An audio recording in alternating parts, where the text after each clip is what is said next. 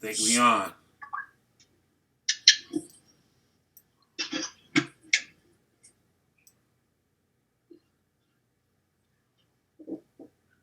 If you guys can hear me, just give us a second. I'm trying to figure this thing out. All right, it's working.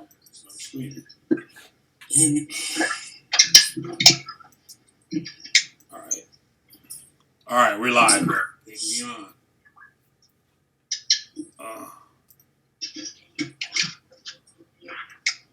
I gotta do this. Okay. Well, if you guys can hear me, just give us a second. I'm trying to figure this thing out. Come on, take your time. All right, it's working.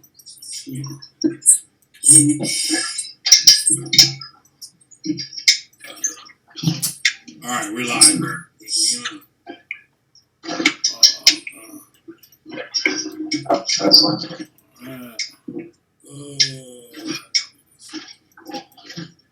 You guys can hear me? Just give us a second. I'm trying to figure this thing out. Come on, take your time. All right, it's working.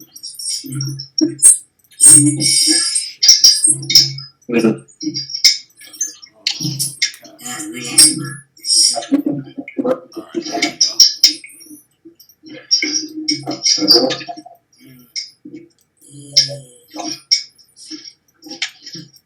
You guys can hear me? Just give us a second. I'm trying to figure this thing out.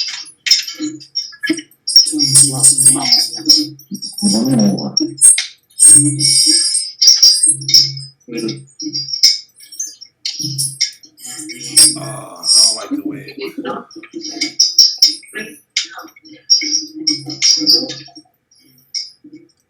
Yeah. That's perfect. Can you guys see it? You guys looking at it from the YouTube side? Say one more time. You guys looking at it from the YouTube side? No. Check it out on the YouTube side. See if you can hear. I think I'm gonna try. All right, hold on. Can you guys see it? You guys looking at it from the YouTube side?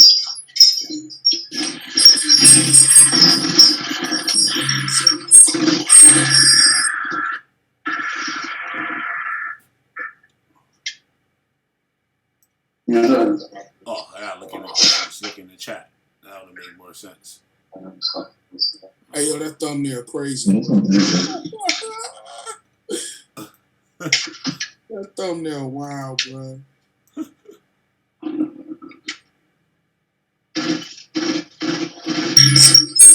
Alright, yeah, that's working, I guess. Alright.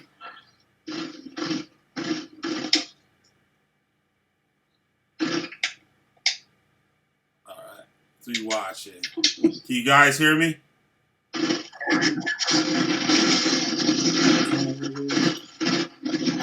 guys hear me in the chat?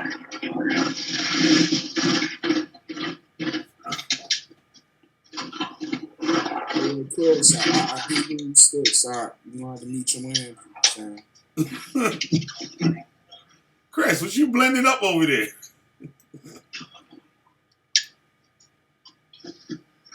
I don't think he knows. Yeah, I don't think he knows it's muted. It ain't muted. He probably got his phone down or something. I think I can mute it from my end. Oh, yeah, I can. Hold on.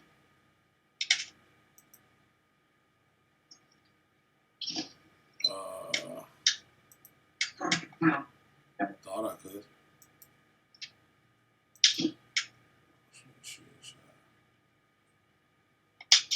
Huh. Thought it gave me the tools on here.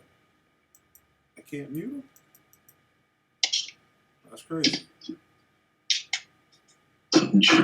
Chris!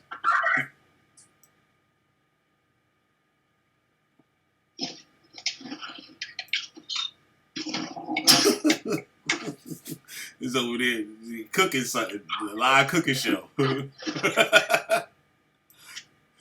All right, you guys hear me? All right, cool. Damn, I'm gonna pull this off now. Chris. Wait, hold on. Hey, y'all go ahead. I was talking to my wife about something.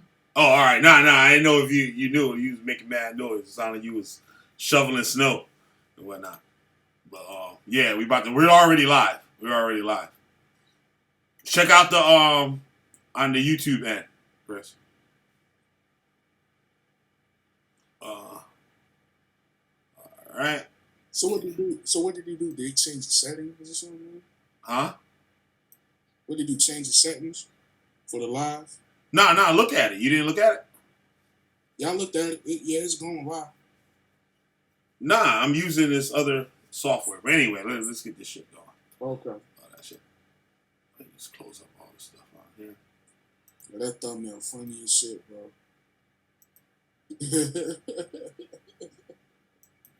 He said, "Damn, what's wrong?"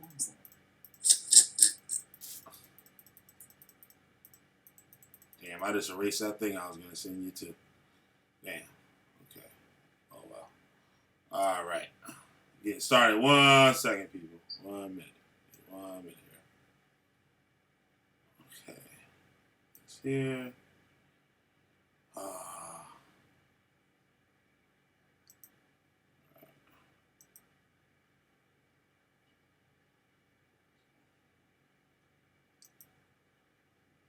All right, here we go. Nah, I don't do that one.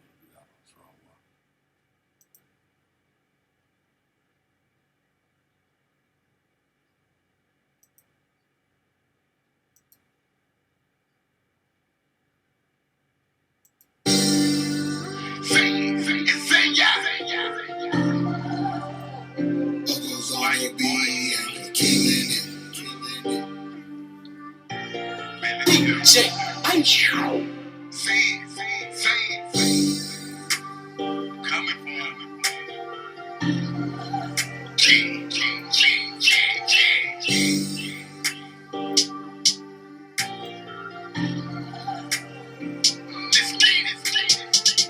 Why you wanna go and do that? Why you wanna go and put your house shot first? Did the most high say one? Did the most high say won't be no other? What the word say about the earth? What the Torah say about the earth? Where my flat earth is at? And King David our king. You better go and see. You need to go and see that. Why you wanna go and do that? Why you wanna go and put your house shot first? Did the most high say one? Did the most high say won't be no other? What the word say about the earth? What the Torah say about the earth? Where my flat earth is at? And King David our king. You better go and see. You need to go and see that. Put it in my mind real quick. Get it understand, tell the Christian come deal with me. Tell them us like we really on the battlefield. Like a plan, yeah, you really better bring shield. Yeah, your house shot gets no love here. You need to understand why he said seek it. It's like holy 13, 4, yeah. Your house was the only second around here. Pulling up with my gun, let my lips spit. But anybody that thinking that the word's big, you better go and grab the CGI kill and let man go take you a quick pick. Because the most high earth ain't even spinning. The last time I check it ain't moving. You don't land on the paper, them great big. All you gotta do is just see it. If I Samuel didn't see David, he said Jesse go get him. And when Howard Stevens headed on him, you can read about it in 1 Samuel. King David is our king. King David is our king. King David is our king. Yeah. Let me tell y'all something. Your house is the only house. Is the only one. David is the only king. The only king. You feel me? Y'all can get in your house shot. Y'all can get it over there because it's all about your house. Your house on the Torah seat. Let get it. Why you wanna go and do that? Why you wanna go and put your house shot first? Did the most high say one? Did the most high say won't be no other? What the word say about the earth? What the Torah say about the earth? Where my flat earth is at? And King David our king. You better go and see. You need to go and see that. Why you wanna go and do that? Why you wanna go and put your house shot first? Did the most high say one? Did the most high say won't be no other? What the word say about the earth? What the Torah say about the earth? Where my flat earth is at? And King David our king. You better go and see. You need to go and see that.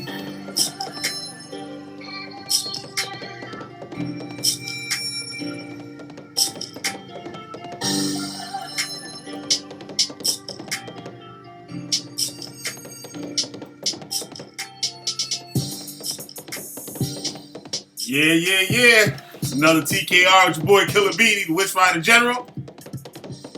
Now we got co-hosting. We got brother Alon the Rubinite. Shalom, all praise to Yahweh. And we got none other than the MVP, Chris Harris. That's right, y'all. back again. Wishfinder General.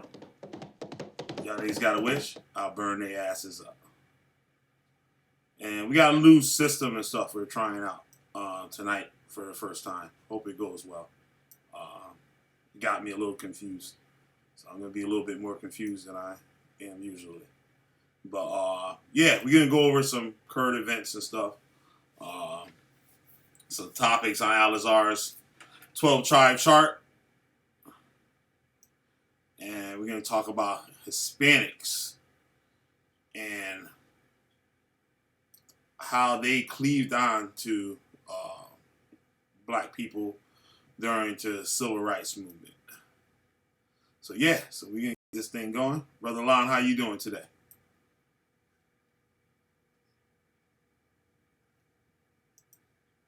Brother Lon. Trap chart, that's the card we had. This is a continuation of what the brothers did yesterday. I was able to get them a call out sleep. Yeah, that 12 trap chart, you know, it's really you know, an alarm setter. And what I mean by that is that you're putting faces on it. I understand what we're trying to prove that, you know, Israel comes, you know, in all different colors. You know, we got flavor with the salt of the earth. I understand that. But a lot of the people that's on that chart, you don't know what their background is. You don't know if their fathers are Israel or are they of the, you know, Spaniard stock. Just because, you know, you see a picture with, you know, a person that could be their parent don't necessarily mean that's their parent bloodline. It could be their parent through marriage. And that's one thing you have to take into consideration. So I'm going to get a scripture right quick. Give me 1 second. This is Job, the 8th chapter. All right. Job, chapter 8. And I'm going to read verse 8. All right, y'all. And it says, "For I inquire, I pray thee, of the former age, and prepare thyself to the search of their fathers." So you got to search the house. You got to search the house of their fathers to see if they're even qualified of being of the stock of Jacob. You know, that verse with Numbers 1 and 18. You know, a lot of camps like to push that verse. So I could tell you anything. Just because I have that accent or have that swagger or have that, you know, style of dress don't mean nothing.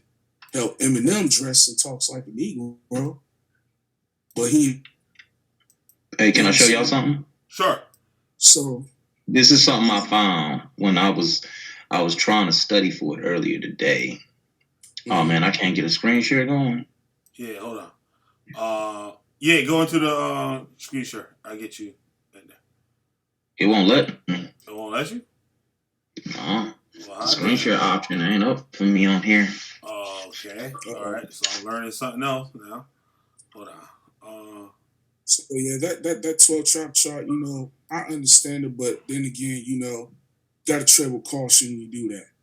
Because I see, you know what I'm saying, you know, the light skin, caramel, you know what I'm saying, tanned skinned, so-called. I don't see where's the Afro-Mexicans, the Afro-Colombians, the Afro-Peruvians.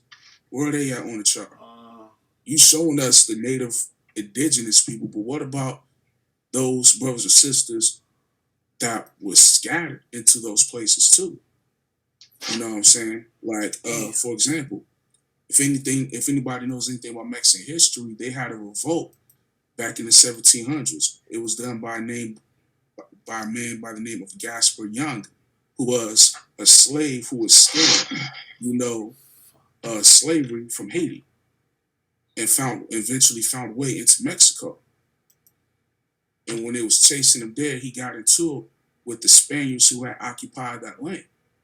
And he rised up a revolution and saved the slaves that was under Spaniard control. Not only saved the slaves, but also saved the indigenous people in that land. the real Aztecs, the real quote unquote Mexicans. Excuse me, So excuse me a second. Chris, you still can't share the screen? You get it to work yet?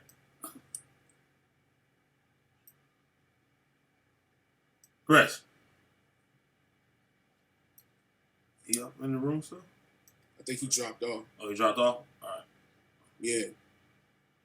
Yeah, I think he dropped off. Alright. He came back in. Chris, if you can do another, if you can hear me, do another hangout, just like a regular hangout where you can share your screen and then invite me to it. And I can do it like that. I'll just hit mute and then I can, I think that should have worked. But that's, yeah, try to start another hangout, share the screen, and then add me to that hangout. That's the only solution I can come up with. That's weird that you can't. I gotta look into that. All right, go ahead, brother. Yeah, so that's one thing we have to, take into consideration, man. Because I get it. You know what I'm saying? We're very flavored people. We come in all shapes and sizes and colors of the rainbow. But however, just because a brother or sister tells you that, oh, my father's black, oh, my father's this, mother, they could be lying. You know how Esau lies, man. And that's why, it has to be checks and balances in Israel to where we can prove these things. Because there's a lot of agent activities going on in these camps. And that's why. The most part, I would say, with these camps, what these camps are doing is not about who's Israel what. It's about who got the best job. Period. Because the people that are coming in, that they raise it up, they're people that's in certain economic brackets. Just like you had with GMS, where Avenger for Yahweh was getting on this one brother for being a bodybuilder. And he was showing pictures of him in his Speedo or whatever, right? Oh, and GMS was like, mind your business, nigga. Because that dude was making mad money doing those competitions and stuff. And they sending that money right to them. So that's why I talk about these camps, yo. All these camps, yo, it's a hustle. And like what people don't understand, like this stuff comes out of New York City. It's the home of the hustle. And we heard it. You heard it in my first lecture I did on the Freemasonic. What was something like that? Freemasonic. Yeah, and the thing about it is, camps at other locations in America that's trying to figure out what's going on with what, they like to call the original camps of One West, which is from New York. You got camps in other areas, homegrown grassroots camps from Texas, from Florida. Ain't none. I have to disagree. Ain't none of them homegrown. I haven't seen one camp yet that was homegrown.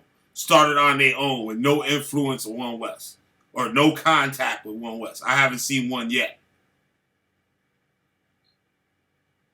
One form or another, everything they teaching coming straight out of that school. Yeah, I'm not talking about the doctrine. I'm talking about actually starting the camp. Yeah, you know what I'm saying? But they have the same. But those camps got the same format. How you gonna be in Texas? Say you in the backwoods in Alabama somewhere, and you start a camp, and you got the same damn structure. You running the same damn camp rules, the camp formations. You got your staff. You got all this stuff exactly just like those camps. Yeah, bro. Killer. Yep. Type this up. 501c3 exposed. It gives you every rule and law. It's by some guys that call themselves the Israelites United. I want to share, but for some odd reason, I can't do a screen share. I don't know if you heard me. If you can make another hangout with yourself and then invite it to me, I can capture that on the screen and put it on the screen. And I'll just, actually, you could just use that as showing that whatever you're going to show. You can just use that and still talk. Like, you know what I mean? Just mute that hangout. Mute your mic on that hangout. Are you on your computer or your phone? My computer. Yeah, you should be able to make another hangout. Make another hangout, like a regular hangout, like you making a call, like with Google Hangouts. Just make another hangout and invite me to it. You mean just start it? Yep, start a new hangout and invite me. Well, it don't let me start one on my phone. I got to start it up on my computer, so I'll exit out of here. No, you don't have to leave. Don't leave this one. Don't leave this one. Just start a new one and just mute the mic. And you share it with me, and I'll be able to capture your screen and add it to the screen. You get what I'm saying? I got you. All right. You said look up 501c3. Exposed. 501c3 exposed. And that's why, and that's what it always goes back to. I always said numbers, because that's what it seems like it's about now. Numbers and membership. The more numbers you get, the more. That's what it's always been about. You know what I'm saying? And you know, over in UKORC, you know, we down south more than we gain membership. Don't throw their ass. Don't throw them up in this conversation. You know what I'm saying? I don't care, man. I hear what you're saying. I hear what you're saying. But I'm just saying this to keep. Yes, it's no. I'm understand something. Yeah. I can't talk about other camps, and I talk about the camp that I'm a part of. Yeah. You understand what I'm saying? Despite all the fact that's going on, we love all our people in Israel. Yeah. And we all try to be circumspect in the things that we do. But however, there is certain peoples and individuals that have ulterior motives. You know what I'm saying? So now it becomes a question, okay, are you in this for the people? Are you in this for the nation? Or are you in this to gain notoriety and gain a name for yourself? Well, I ask you this question. Out of all the camps, what progress have you seen compared to the length of time that they've been up and running, that they're made? Ones Not with much. 501c3s and the ones without, even the ones without it. What progress have you seen them make? Not much. You can't even. Do you think that that's because of the curses, or do you think that's because of the people that's running the camps? It's a pride. I think it's because of pride and of greed and of wanting to be the head nigga in charge. I think that's what it is. See, we could blame it on the curses all day long. Yes, the curse is on us for a sign, for a wonder upon our people forever. But all at the same time, the Most High gave us a solution in how to uplift ourselves as people. Repentance, keeping the laws and commandments of the Most High, turning to Him, relying on Him, loving our brothers as ourselves. These are the basics that we should have been mastered. But because that are vying for positions, power, that are trying to gain the name for themselves, that's what it became. You can't blame the curses when you got elders and leaders that's outright doing wickedness and not caring. You understand? So, I mean, you know, it's not to throw out hate or disrespect anybody, but this is, you know, a chance to examine ourselves and see what's really going on. You understand? Because at the end of the day, the world is watching us now. They're watching us to see what we're going to do with the knowledge that we have. The same shit we've been doing for the past damn 50 years. Shit. The world is watching us now. So we either got to change the way we think, change the way we do things, or we're going to continue to be a laughing stock in the world, like we always have. Yeah. Like that's what it's going to be. Jeremiah 24th chapter, being the taunt and the shaking of the head, because that's what we're on. Yeah, absolutely. A taunt and the shaking. Let me find that scripture. Bring that out. Give me 1 second. And GMS, look, man, that shit you did with Fox News was sad. All that rah-rah shit y'all been doing for years, almost 20 years. All want to be gangster, spiritual thug type talk, and then when Fox News roll up on the scene, y'all get humble and quiet spirit. Where was all that energy then? Mind you, Fox News is one of the most racist ass news stations in the world. Okay? So, when they popped up on the scene, why didn't you keep that same energy? You understand how DLGMS is?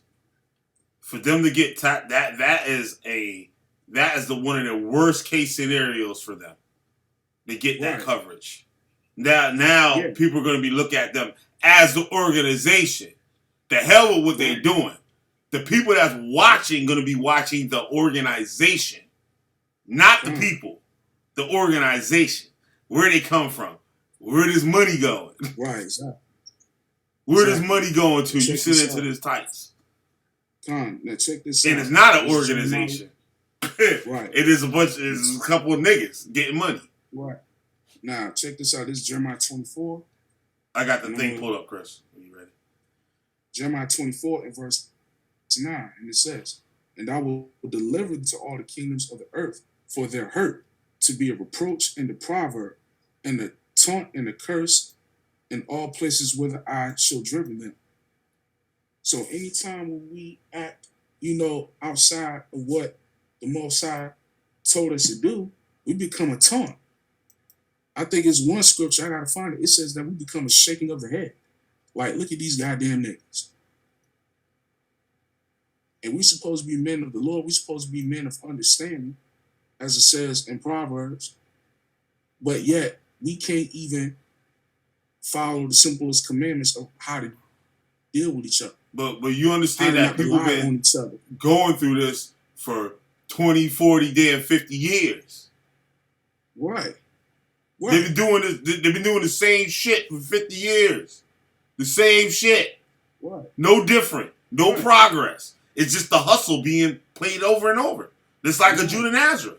With Judah Nazareth, he in hiding right now and shit. He in this little hub hideout, this little honeycomb hideout, right? So when the coast is clear, he gonna move on to the next thing. It's gonna be the same shit. But that's what these people are doing. It's like, know what I mean? Like how they wrap up stuff, they keep things quiet, just like Rabbi Windsor from Nigeria. When are you gonna hear them talk about that? Mm-hmm. When have you heard them talk about that? Never. Never. Never. Never. When they even talk about Rabbi Windsor, they do not bring up that nigga from Nigeria. And then I gotta understand. And then there's another question I have to ask too about, because understand something. I know there's a lot of people in Israel, I don't know them personally, that have careers that are in fields where they could be in a position to help their people, and they refuse not to. Because they're not gonna. This is not just they ain't gonna. Right. They're not gonna. Right. Let's ask some of the people up in the chat. What are some of you guys' views on the progress that Hebrew Israelite groups have made in the past, like some odd years or whatever, from when they started, from One West and before One West? Yeah, the brothers in Chicago, St. Louis. That's 7 people in here. I mean, and don't get me wrong, it's good to have knowledge yourself. It's good to, know the scriptures and, to keep these commandments. But if you're not applying the wisdom that's in it, then what's it for? And that's why, we've, been, I know in my congregation, we've been looking into some land.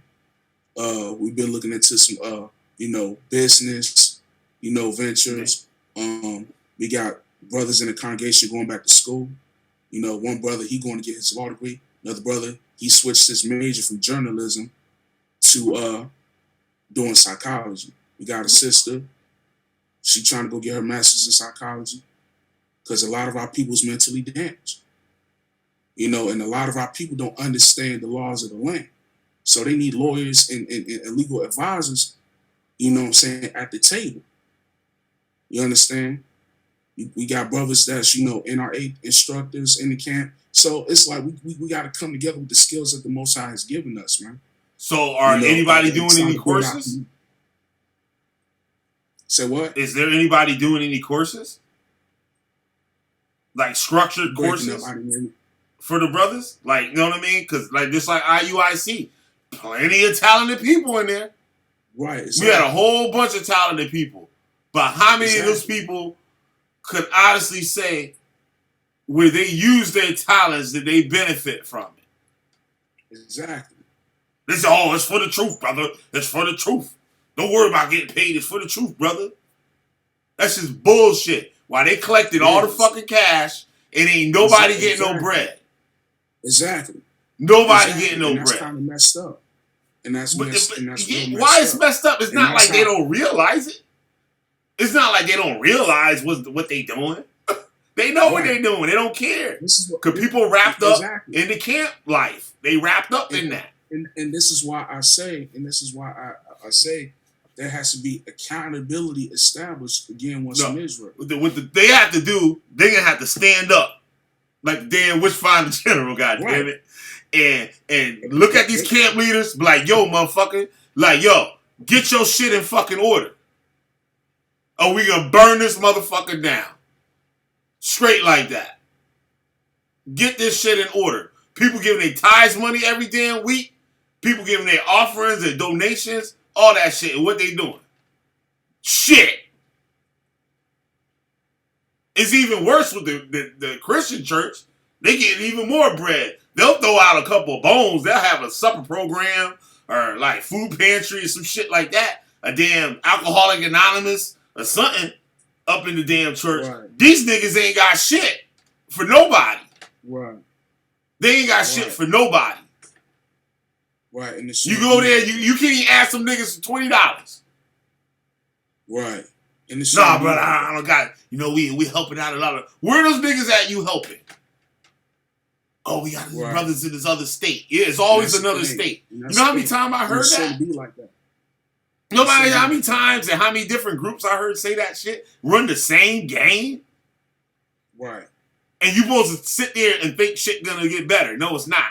It's gonna get worse. It's not. And you're gonna be like 80 years old, and by the time a motherfucker come around and shit to that shit, and they be looking crazy as hell. 80 years old. And then figure out that shit's some bullshit. It reminds me of a situation. I seen the video by the brother Rakal Karab from he's a former member of ICGJC. He was going in on Comfy, and he talk about this brother that was in other named Howard Dapia, who was real ill and real sick, and how he went to this brother Howard Dapia. He was in a wheelchair. He was a diabetic. He was going blind and all of that, right? And he talked about how, they never helped this brother with his medical fees, medical bills, when he was going to dialysis, and then, like he was damn near decided they was going to go to one of them janky Passovers they had, and Tazdaki gave false prophecy telling myself, oh, Harvard Dapi's going to see again. He going to get up out that wheelchair. He's going to walk again, running like hell, doing the work of the Lord, and it never happened. And when brothers asked Harvard Dapi how he was doing, they said, how you doing, Elder? They said the brother will always say, I'm just waiting on my change, brother. I'm just waiting on my change. Yeah. That's real fucked up. And I'm sure he's not the only one that's like that. You heard the blind dude the other day calling the IUIC. Like, yo, y'all niggas buying and selling and everything. Them niggas ran the fucking quarterback sneak play on his ass and shit. Snuck right on by him and shit. Left him in the dust. Left his ass in the dust. And they moved on. Like, thank you, brother, for your question. Good night. And they hung that nigga up. Where's Chris Harris at? And brother David Israel, where you at, man? I sent you the invite, bro. Come on in here. Yeah, but I'm still here. I'm trying to get this other one started. All right. Yeah. I probably won't even be able to do it. As far as the other camps, they know what they Nah, you should be able to do it. You can make a mini hangouts. Just open it in a new window or a new tab. I'm doing it. I'm trying to tell you. I'm trying to do it now. It keeps shutting down. Huh. Oh, that's crazy. All right. It's crazy. Well, you can jump out at, know what? All right, yeah, this will be better. You open up this, leave this one, open up another one, then we'll join that one. It won't mess up the live stream.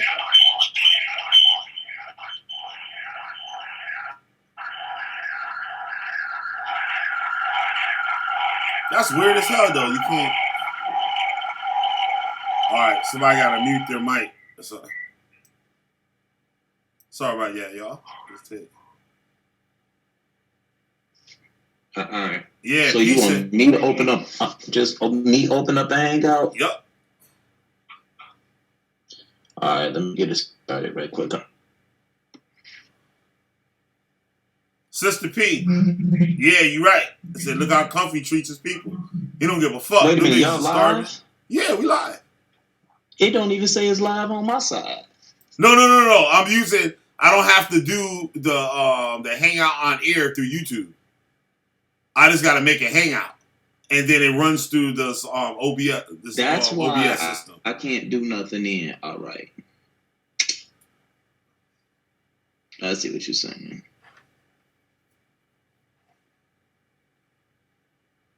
Yeah, this thing's kind of cool. Once I get the hang of it, it run a little easier. Figure some stuff out. But yeah, Sister P said, look how Comfy treats his people. Yeah. You got people, dirt bomb ass poor, talking about, yo, you got to pay $500 for your garment. $500 damn dollars. Hell no. They got triple tights. I heard they got like 30% tights. Yeah, they got 30% tights. They got priest fund, all different types of funds. And you know, fund, priest fund. You know how many people giving 10% off the top? It's supposed to be 10% after you do everything else. After you pay all your expenses and all that stuff. It's 10% of what's left over. Not 10% off the top. Like you get paid $100. Say like you get, for example, you get paid $100 a week for something. You ain't supposed to get $10. First off, the majority of these niggas ain't even Levites anyway. So let's get that correct anyway. A lot of these camps that's collecting tithes, y'all have to prove that y'all of the Levitical priesthood and of the order of Aaron to even be receiving tithes. And not only that, tithes don't consider money. Tithes is the livestock and the crops that that you get to sustain yourself. Mm-hmm. And where it went to. That's why. And where it all went to. It went to the people that needed it. Right. That's why you we don't do tithes. We do alms every now and then, but any other time we help each other. You understand what I'm saying? If something needs to be done, we all put our brick in. That's how a community's supposed to be. But a lot of the times, it's always niggas that's money grubbing, money happy. I'm like this. Yep. If money is your motive, go get a job. Or go start a business. Don't get fat off the children's bread. Hold on, man. Sister P said IUIC and the brother they call the Pocket, he's allegedly a millionaire. They used him. Yeah. Yeah. When you start seeing these brothers coming out of nowhere, and you know they captain, officer, then they captain, and all types of shit, general, believe me, they got money. There's money coming from somewhere. Yeah. Know what I mean? You might have a job. Some people that might not have a lot of money, they'll get you. Well, brother, you can clean up the bathroom and straighten out the chairs after class. They can have you doing something. You're just not going to be just chilling there. They're going to have you doing something. Well, brother, it's your turn to straighten up all the chairs in the school and stuff. What the fuck you mean it's my turn? Right. But like, yeah, man, it's like, yo, it's crazy. And there was another brother and stuff that was talking about like giving Judah a whole bunch of money. I don't want to put the brother out there like that, but the brother was going to give him a lot of money to start a school. A lot of money. It's crazy.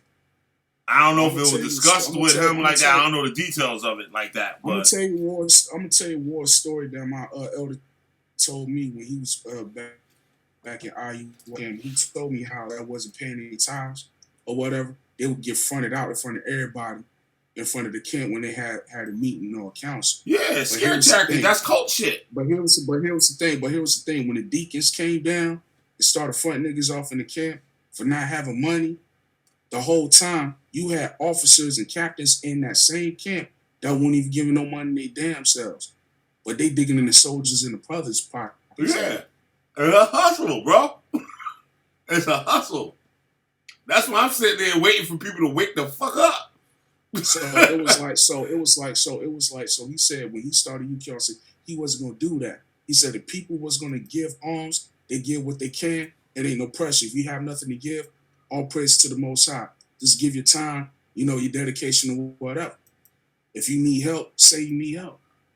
You understand what I'm saying? His sister, and that's why Amber said something too. Said, in captivity in Egypt, we didn't have our garments. We left in Egyptian clothes. Yeah. See? And then those garments that brothers is wearing, those are priestly garments. Or if you want to call it that, if that's what you want to call it. But all of Israel wasn't walking around like that. And all of Israel wasn't royal. Exactly. You know what I mean? So walk around all this shiny ass stupid shit, that's just it's retarded. It's retarded. Yeah, that's what I'm it saying. It don't mean nothing. Every country from caste system, even Israel. You understand? Not everybody wore the same stuff. Whatever class or whatever occupation that you was in was told by not only the garments you wear, but also the jewelry you had on. Not also jewelry you had on, but also where the part of the community you lived in. Mm-hmm. So let's say you're a captain of the guard or something. Your garment may be more elaborate than an officer 50. You know what I'm saying? He's just a petty officer or whatever. Or if you're a high priest, your garment is going to be more clean and more neater than somebody who's just a regular priest in the outer court. You know what I'm saying? You would know what your rank or what your status was in the society based on how you dress. So if you just a regular nobody with no rank, no name, or whatever, they say, oh, that brother or that sister got a lot of money. And the way these camps you think only soldiers are going to be people that was soldiers is going to be saved. Wow. They'll tell you quick. Oh, you in the army in the Most High. Yeah. Why niggas ain't fighting? Right. Oh, the weapons of our warfare are not carnal. But yeah, you so quick to kill your own brother over a disagreement. Won't lift a hand against Esau, but quick to kill your own brother. Y'all might as well go back to gang banging Bloods and Crips and Latin Kings and MS-13s or whatever. See it every day. And what you said with GMS, right? They did the interview and shit, right. And the niggas, they wasn't about it. You know what I mean? They wasn't about what they supposed to be about. Right. It's supposed to be when you come into the knowledge of self that you're a son of Jacob, things are supposed to change for the better. We're not saying that you're not supposed to go through anything. We're going to have our trials. But when you're taking more shorts than you are taking gains, it's something that's going on in your life that's not supposed to be going on. And you have to do a self-check. You got to look in that mirror, man. Mm-hmm. That's why I said, we talking about camps. I'm going to put my camp out there and let y'all know what we do. You understand what I'm saying? And yes, I'm going to say that UKRC have. I'm going to put it out there. Well, you broke up when you said, I heard you I said, and yes, UKRC had a 501c3. Do we got crackers in the camp? Nope. Do we take up tires? Nope. Oh, William Grant's going to go to school building? Do we have a school building? We had one off for 90 days, but nope. Do we have a lot of members in our congregation? Nope. And our congregation is spread it out in 6 cities across the United States. And there's about 2 or 3 members in each camp. All right. You gotta start somewhere. See, that shit that other camps understand. We're not holier than thou. You know what I'm saying? I'll be the last one to say that I'm better than anybody. I'm dust in the eyes of the Most High. The reason why I'm saying this is because we don't desire to be the biggest camp, to be the largest camp, to be the most richest camp. We just desire in any way, shape, form we can. Well, that's just everybody doesn't desire that. Every camp don't desire that. Look at GMS. Right. Look at GMS. If you want to look at it as like, I ain't gonna use the word humble. Damn sure ain't gonna use that. They're like the lowest of the low. That's how they appear. That's how people look at them. I'm not saying that they are. That's how the rest of the Hebrew Israelites, these new camps and stuff, look at them. Like they're the vagabonds, like of Israel. You know what I'm saying? But shit, they just as wicked as the ones that got millions. Like they showing that they got all this bread. Right. Yeah. And look at how many camps that GMS have. Not just in the United States, but internationally too. And I like what they'll do, like what they'll try to do to Bezalel. They'll take your talents and then put you to work, and they might get you in a position where you might could get out on your own to do your own little stuff, right? But what they'll do then is put a block on it where that money all have to be trickled back in through them. There was a brother in IUIC that was in the music industry. He was heavy in the music industry. Like he worked with some of the biggest names in music. Right. If not the biggest name in music. Like, you know what I mean? He worked with Michael Jackson and all that, right? And he donated about a good 10 grand worth of music equipment to the school. And know what the brother did? A brother came up there, one of the elders in there, felt some type of way. This brother donated this stuff to the school. Like, here. Right. I know how much the equipment costs. Know what I mean? Right. They just disrespected that brother, took his stuff and put it in the corner of the damn room, just piled it up like it was boxes. Right. The equipment wasn't even in boxes or cases or nothing. I mean, just piled the equipment up. Keyboards, like monitors, like, don't say soundboards, all types of shit. Mm-hmm. Just so they could, like, and what they'll do too, they'll do certain things like that to put some type of guilt or some type of thing like in your head, like where you not, where it feels like you might have did something wrong or disrespected them or something like that, and it'll make you know what I mean, submit even more. Like these dudes play mad games. It's mad head games. It's mad head games. Wow. And the dude didn't know how to mix music. He didn't know shit about music. He was a washed up dude in hip hop. Like he didn't even make it nowhere. Like, you know what I mean? He was just a washed up ass nigga. Right. And he found IUIC and he said, I'm gonna get my shit off now. Everybody know who he is. They see the video. Old ass 50-year-old nigga and shit trying to rap. Kings is in the building.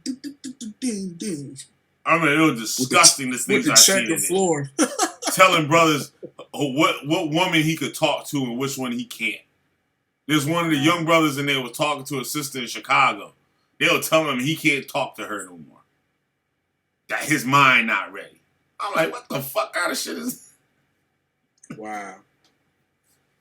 See, man, look, man. Wow.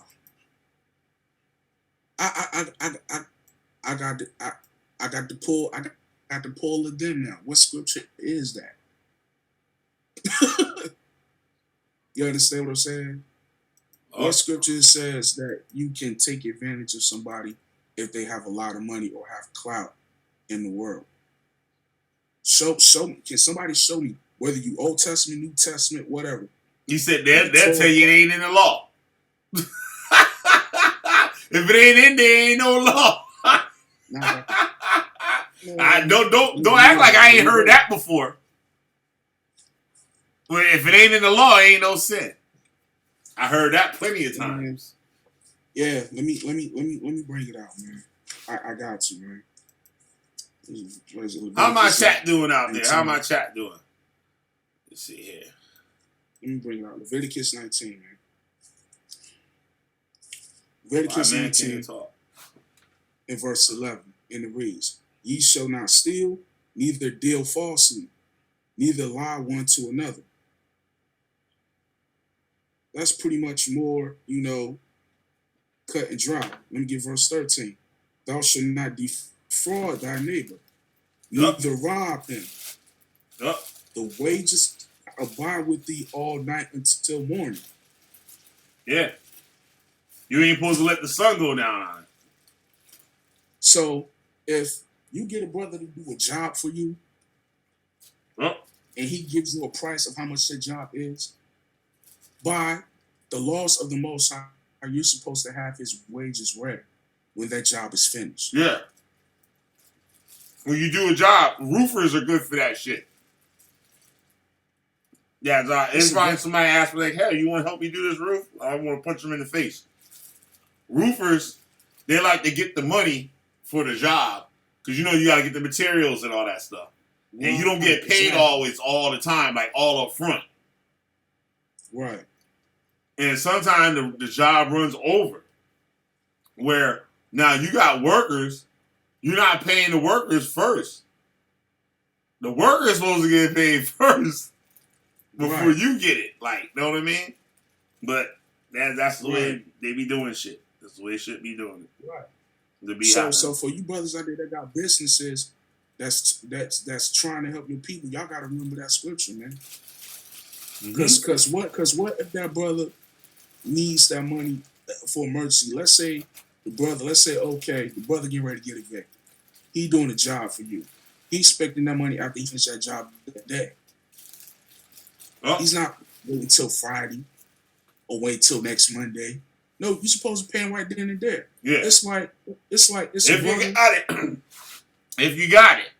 Like, things come up where you don't have it. And the scripture said, like, know what I mean? Like, if the person doesn't have it, the nigga don't got it. But if the person have it, and you still don't give it to that person, that shit, the Most High going to be on your head. He's going to be on your top. He's going to be right on your head. Man. You robbing that person. I remember one time as a kid, right? You had, Negro businesses in the community. Let's say you was hard up on times you ain't had no food stamps, or whatever the case may be, right? Mm-hmm. And there was this one corner store. It was an old man, old Jake brother, old World War II vet. He had a corner store, right? And what he would do is, sometimes, what I'm saying, because the store was in the middle of the ghetto, you know what I'm saying? Sometimes people be hard up. He said, listen, I'll do a tab for you. And it'll be a certain amount. If you can't pay a tab, you got to give me something equal to what, that amount is. So if he had a cell phone, he'll take that. Had a watch or some form of jewelry, he'll take that. That's payment. Yeah. You're not supposed to charge interest. Yeah, that's fair. Like, you work out some shit like that. Yup. Right. I tell people all the time, like I tell people this, like, according to the scriptures, if you borrow money from a brother and you can't pay it back, you're supposed to work that debt off. Yeah. Yup. And like, these are the basics. These are the basics of the scriptures. That's the reason why we ain't went nowhere in 20, 30, 40 years is because this is not being applied amongst us. Yeah. None of it's being applied. It's not even brought up in the school. None of it's being applied. It is not even being brought up in the school. Right. You won't hear no law. You hear the law about what kind of clothes to wear, because that keeps you tied in with the group. Know what I mean? Right. You hear those laws that they keep you unified within the organization. You hear those, right? But you don't hear no, like, laws on how to act with each other how to treat with Right, business, how to treat like, with it was a brother that selling and buying, with food, yeah, work, servitude, just like a brother said, oh, I'll kill this nigga. Like, but hey, there's certain laws. It's not lawful to kill a person. right. If somebody rob you, Exactly. it's not lawful to kill them. Right. Or if somebody break into your house in the daytime and you see it, you see who it is, you can't kill them. But if at night and that person comes through your window or whatever at night and you can't see them, you can kill them. Right. Because you don't know who it is. But if you see the person, know what I'm saying? Now, tomorrow or whatever, you would go out and say, hey, such and such did this. Right. Then they go get them or whatever. Right. It's laws, everything in the scriptures for how we're supposed to conduct ourselves as a nation of people. Yep. Especially, because let me tell you something. And this is to cut out the excuses and the lies that these camps is talking about. Saying, oh, we can't have this. We can't have that. According to who? Let's do history. When we was in captivity in Egypt, we had the Goshen black community. We was in captivity under the Persians. We had Susa. We was in captivity under the Babylonians. We had that. We had our own cities, our own communities, where we thrived amongst each other. So don't let nobody tell you can't be a doctor, a lawyer, or a banker, or whatever else. We always talk about Black Wall Street and Rosewood and all of that, and how, it was such a good idea. And we always talk about how it failed is because they didn't have the Torah. And I say, well, what's stopping us from doing it again? What's stopping us from having another Wall Street? We got to stop using the curses as excuses to move, excuses to not move forward. No, the curses is what kept keeping people up in there. That's what's keeping the people there. You hear the niggas, oh, man, brother, that's just the curses. No, nigga, it's your ass, nigga. It's fucking curses. It's Right. your ass, like, know what I mean? I'm gonna tell you something, man. And it's like, like a couple years ago, we was looking in this parcel of land out there in state line, and it was a great deal plot of land. I think it was about 35 acres for 18 grand. Uh-huh.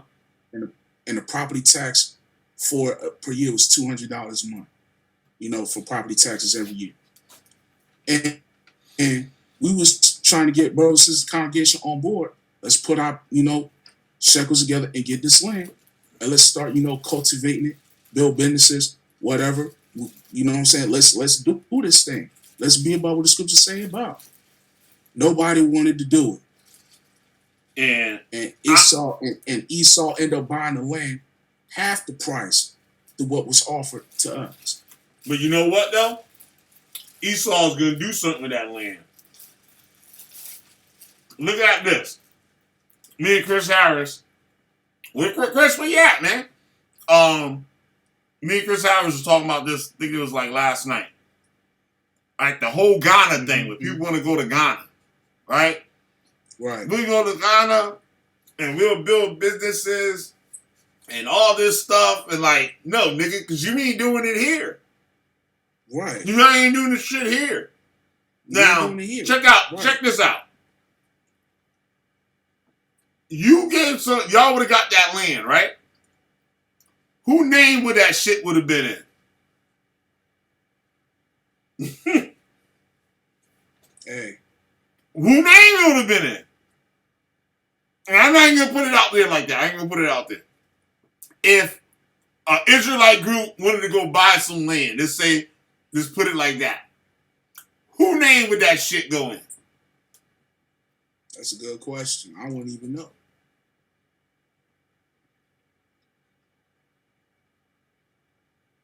And when you get the land, what are you going to do? Say it was 18,000 for the land, right? Right. Now you got to do something with it. Right. Ain't none of y'all niggas gonna go out there because y'all ain't got no fucking tractors. Nigga ain't got no damn mule. Right. Who gonna till that land up? With what equipment? Right. Who's gonna purchase the seeds? You're not going to the grocery store and buy some little packs of seeds. It don't work that way. It don't work that way. You got to buy things in bulk shows and bulk, from farmers markets. I understand all of that. We discussed all of this. It's a lot more than that involved. It's a way lot more than that involved. Understand, dude. The Shaul printed out itinerary of things that we needed to start off. It wasn't just talking about just the land. We was talking about how we was going to farm it, what businesses we was going to start up, and all of that. The construction, the architecture, all of that. We was talking about all of this. Talking. That's the key word. But talking. Huh? Who's putting their foot down? Talking. That's the key word. Talking. Right. And that's what I get on a lot of our people all the time about that shit. Talking about shit. Right. You have to do it. If you want to do something, there's nothing stopping you from nothing. Exactly. Nothing is stopping you. You want to be a lawyer? There ain't shit in your way. Right. If you want to do it. I know a kid right now. He's a lawyer. I used to drive cabs. And I used to take him to work. He was working at a grocery store. Right? He was working, what? Like 12-hour shifts and going to college at the same time. Living in like the hood.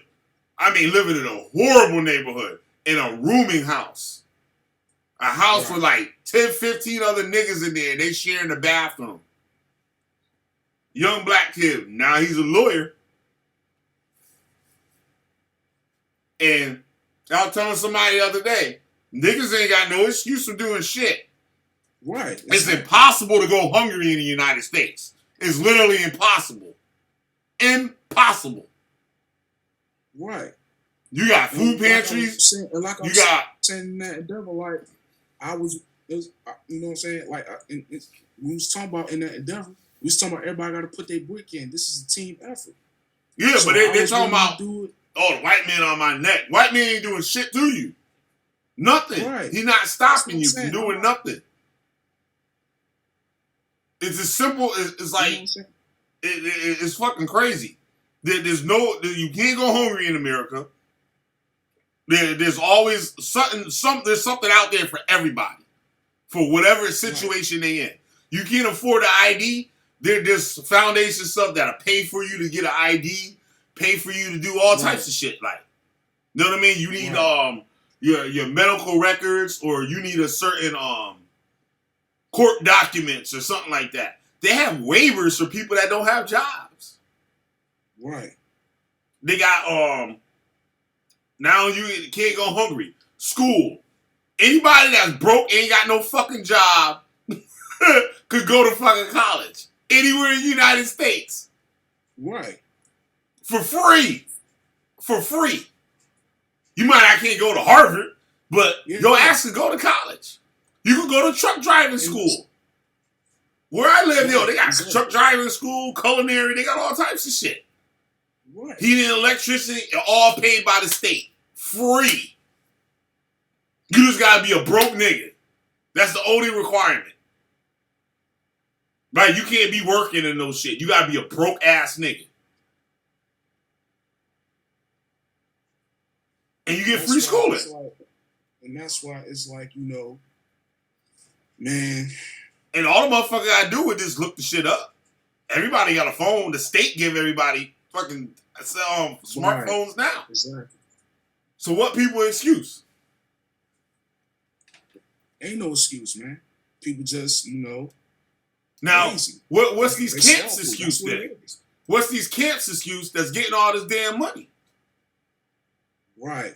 And not doing nothing. And they ain't doing shit. Right. Except for filling their own lust and their own desires. Because that's all they doing. And for and these camps, y'all claim y'all believe in your house, right? Well, Philippians 4:13 says that you can do all things through him that strengthens you. That's what the scripture says. You can do all things. That means that nothing should be impossible for you to do. We're not saying it's not gonna be, we're not saying it's gonna be easy. We're not saying you're not gonna go through nothing. You're gonna have to make some sacrifices in your life. Make some lifestyle changes. But it can be done, man. It can be done. Nobody gonna do shit. Ain't nobody gonna do fucking shit. The problem is y'all listening to your flesh. That flesh, wait, how should I say? The spirit is willing, but the flesh is weak. You listening more to your flesh than you listening to, what's right, man. And I'm guilty of it too. I throw myself out there. I'm guilty. Yeah, we all do that shit. Yeah. So don't take this as attack the camps. Take this as this is a fuck. I am attacking the camps. Fuck that. You attacking the camps. I'm attacking the camps. I am. Yeah. Your dad is attacking the camps. Yeah, I'm attacking the camps. I don't like you niggas. I hate y'all niggas. He hates y'all. I tolerate y'all. I don't like some of y'all, but I tolerate y'all. I'm gonna keep it funky. I ain't got no personally against none of y'all. But I say it to y'all like this. To those of y'all that's out there that's sincere. Y'all see that witch right there burning? Elders, man. You said what? I said, you see that witch right there burning? On the screen. Peace out about some of y'all. Oh shit. See that witch there burning? Put your favorite camp name on that shit. You're terrible. Yup. Keep it 100. Hey, it is what it is, man. He's doing and another thing is, we can't nigga kicking it with your Garrett and Chris because I'm transparent. And they transparent too. They not faking the funk from nobody. And neither will I. Oh. That's why when I came on here and told my testimony about my part in tour nights, I told them myself more than I told on Judah Nash. I'm keeping it funky with you. Yeah. I'm nobody. Oh. See, if more brothers in Israel did that,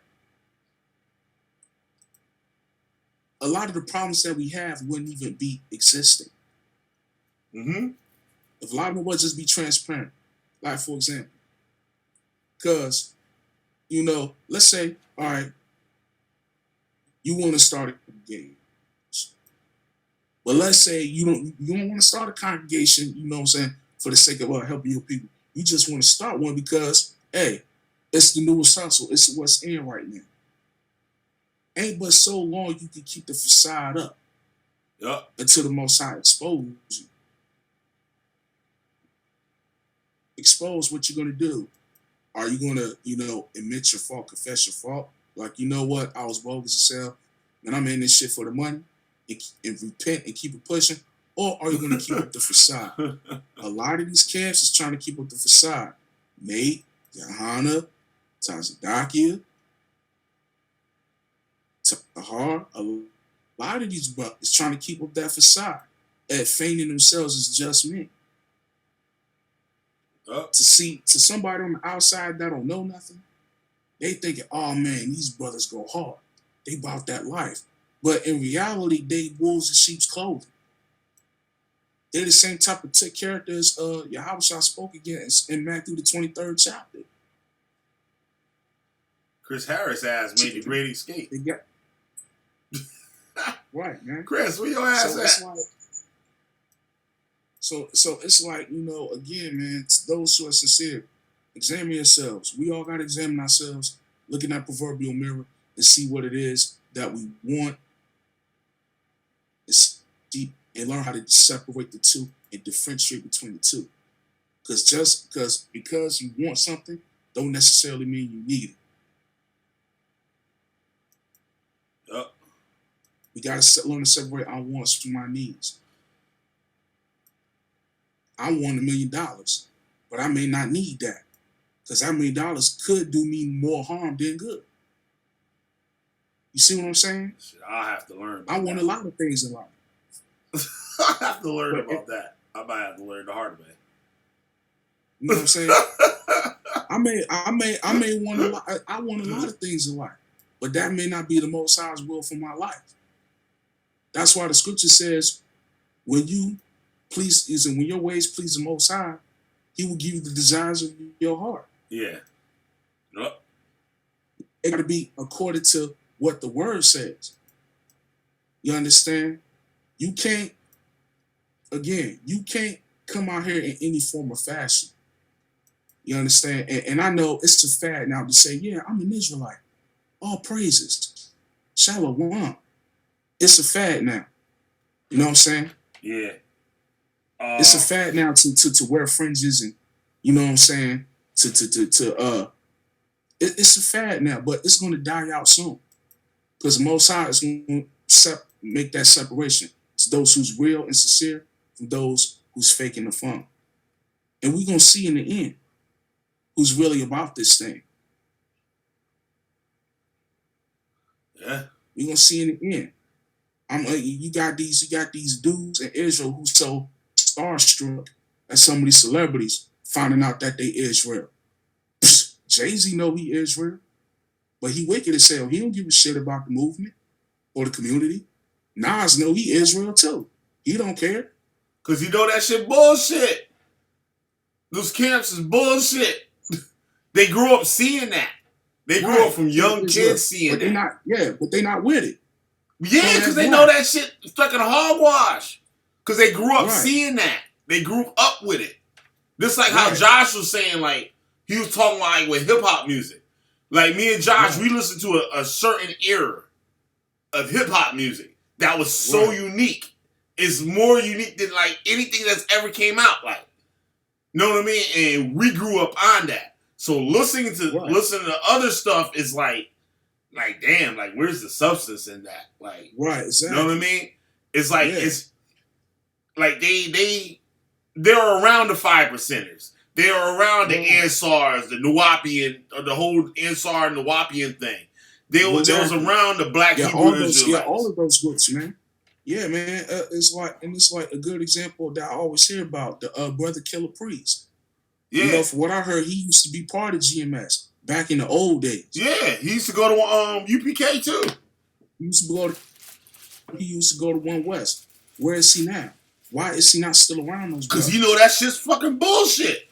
He was down with SOT last. SOT know him. They're good. They're good friends with SOT. They know him personally. Yeah. Why is he not around? But everybody's so fascinated about, Kendrick Lamar know who he is. Well, I mean, his cousin, it's hard not to know who he is. Yeah, you know who he is, but he got enough damn sense not to go around them niggas. Right. He got enough sense for that. Like Kodak Black, he know who he is. Well, I mean, he hang around the Swords of Zion down there. The only quote-unquote celebrity I know that's trying to walk in this truth is Brandon T. Jackson. Well, that. The brother who played in that movie with Bow Wow, Lottery Ticket. He was also in the what's that other movie? What's the name of that movie? Tropic Thunder. Robert Downey Jr. and Ben Stiller. Shit, that nigga probably in it because he spent all the damn money. Nigga probably spent all the fucking bread. That's why he in that motherfucker. I'm gonna check his seat when we go to Cleveland this April. Because he's supposed to be at the Mac Passover. Oh, you gonna look for Judah Nazareth when you go to Cleveland? Huh? For the path, I'm thinking about Judah Nazareth. If he crossed my path, nah, I was saying you from Cleveland. I say if you go to Cleveland, you can look at Judah Nazareth. And if I see him, I'm gonna be like, "What's up?" All he gonna do is run. You know a lot. You know. Oh man, peace to the chat. Hold on, let me shop chat for a minute. See what's going on. The monkey. Yeah, that monkey's crazy, right? That's Judah Nazareth running. He could be out. Yo, Chris Harris been putting a hurting on you the past 7 days, bro. You it's sad. It's real sad. You trying to reach out for help. Nobody's answering you. Well, that's to be expected. You shitted on everybody. What I look like shitting on the camp, but then turn right around and asking the same camp for help. Does that make sense to you? Yeah, that's crazy. You reaching out to Sakari for help. They not answering you. You was real disrespectful with them. Danyala, Bashar, they don't even know you like that. I'm gonna tell you that right now. You know damn well we not gonna answer you in Hampton, Virginia, so you can cut it out. Send your fucking emails. We don't care.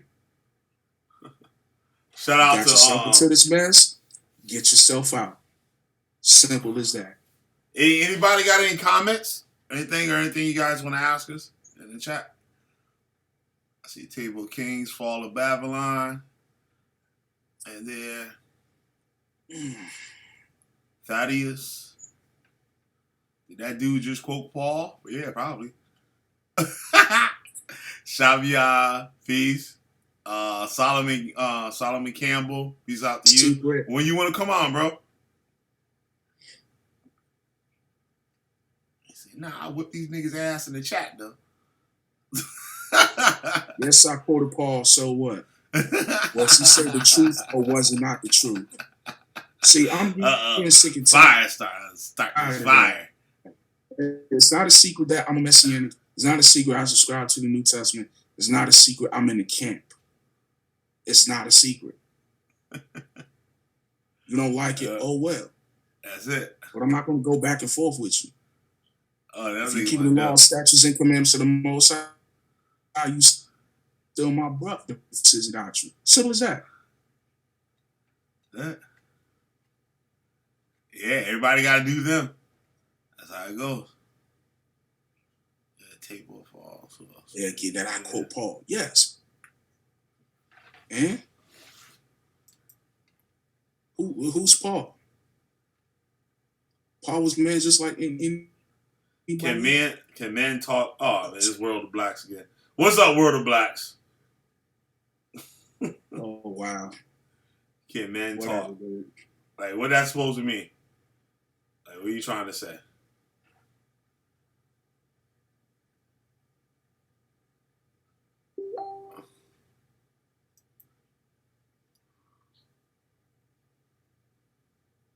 Somebody message you going on. Yeah.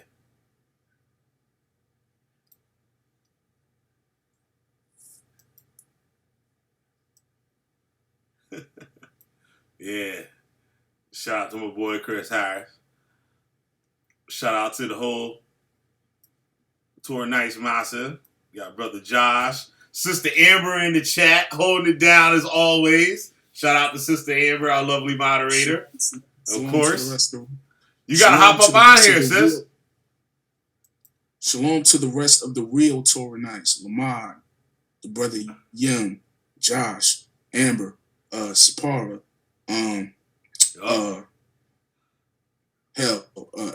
brother David, everybody, man. Salute, shalom to y'all, man. Most High bless and keep y'all.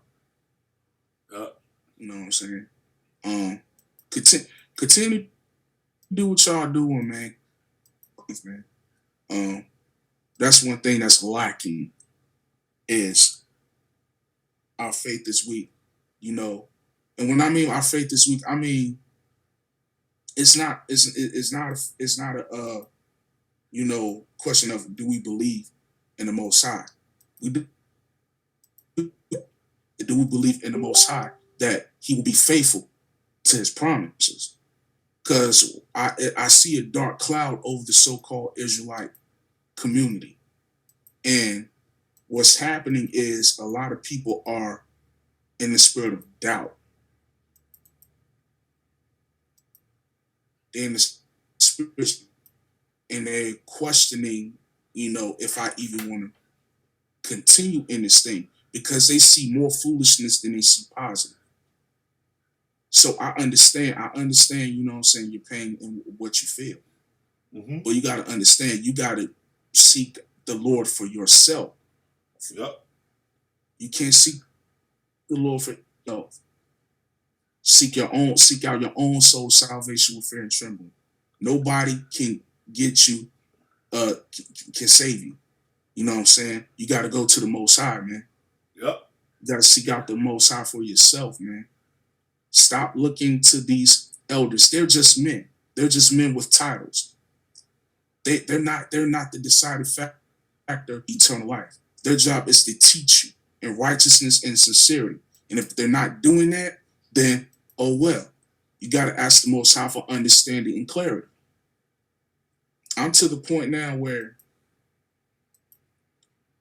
individuals in the nation, you know what I'm saying?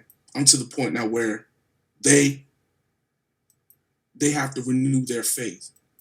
And the best way of doing that is to understand what the Most High has promised. And not only understand what the Most High has promised, but understand your part as well.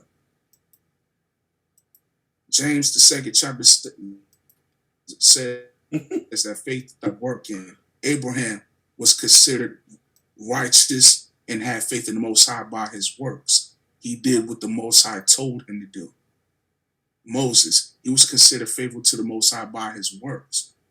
When you keep these commandments in sincerity, when you keep these commandments in righteousness, I will on your behalf. So we have to have a renewed faith as a nation again in the Most High. And be rest assured and have hope in him. Put our trust and hope in him that he will deliver us out of any situation that may arise. We often run to Egypt for help, run to Babylon for help. We often run to like it says in Deuteronomy 28. But eventually, these other nations, this government, the people that are in power, they're going to stop catering to you. What then? What do you do then? When you go to a supermarket and food is twice the price than it was yesterday. What do you do when you go to the market and nothing is left on the shelf? What do you do then? Are you going to give up? Or are you going to say, Lord, I know what your word says. I know what your Torah says. I'm going to keep moving. I'm going to keep pushing and trusting in you that you're going to provide. Yeah. All you can do. And I'm saying these things because dark days are coming ahead. Real dark days. To America. And if you're not, you know what I'm saying, spiritually strong, mentally strong, and if you don't believe in the Lord, you're going to sell out. You talk about camps selling out. Well, individuals, you're next on the menu. I got a question for you. What would you consider selling out? And also, if there are any other messianics in the chat that want to come in, or anybody that's listening and stuff want to come in, just let me know. Just leave a message in the chat. Yeah. What I consider a sellout is somebody that sacrifices their morals, their spirituality, that compromises all for the sake of worldly gain, money, position, power, fame, prestige. For example, let's say, I wanted to start my own congregation. And let's say I don't have the funding to get this building, to get, garments made or whatever. Let's say I'm just ass out in the water, right? By myself, drowning. Don't know what to do, right? And somebody comes along and says, hey, yo, let me donate to your cause. But this person is wicked. You understand? This person is, part of a certain organization that, is part of that crafty council against Israel. But he's coming and parading. If I take that bag, then I just compromise myself as somebody who's supposed to be the man of the Most. Yeah. So if somebody wanted just to make a donation as of another nation, Say what? so you're saying anybody of another nation that wanted to make a donation to just say the group or organization or camp, so and so. What I'm saying is, you have to be wary where the quote donations are coming from. I say it like this: if somebody, whether they be Israel or not, wants to donate, ask them who are they representing. Why are they doing this? That's the things that you have to ask. Don't just say, "Oh, bless you, brother. Bless you, sister. Thank you for your donation." What if they say it's from Eastside Baptist Church? Personally, if it was from a Baptist church or any other church, personally, I'm just talking about me. I can't speak on anybody else. I wouldn't take it. Why? Because then they can go back and say they can't do it on their own. They better off staying with the Christian church. It's kind of like the example with Abraham, where he fought, the battle of the 5 kings. And after he came back from his war at Sodom, the king of Sodom wanted to give him, tribute. And Abraham said, I swore by the Most High that I wouldn't even take so much as a shoelace from you. Mm-hmm. So that it won't be said about men that you made Abraham rich. You see what I'm saying?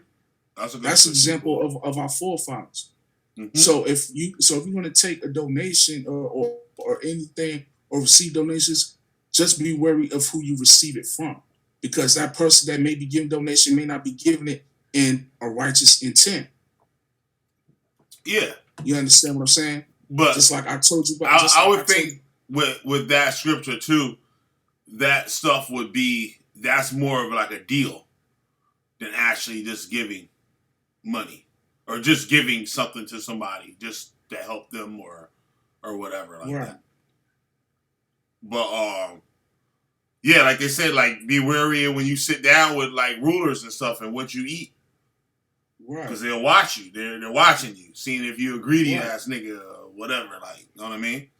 Right, man. Or it goes the same way, like the other way around. Like you could be with somebody and they're just watching how you move rather than the reason that you there. They got you there for another reason other than what you think you there for.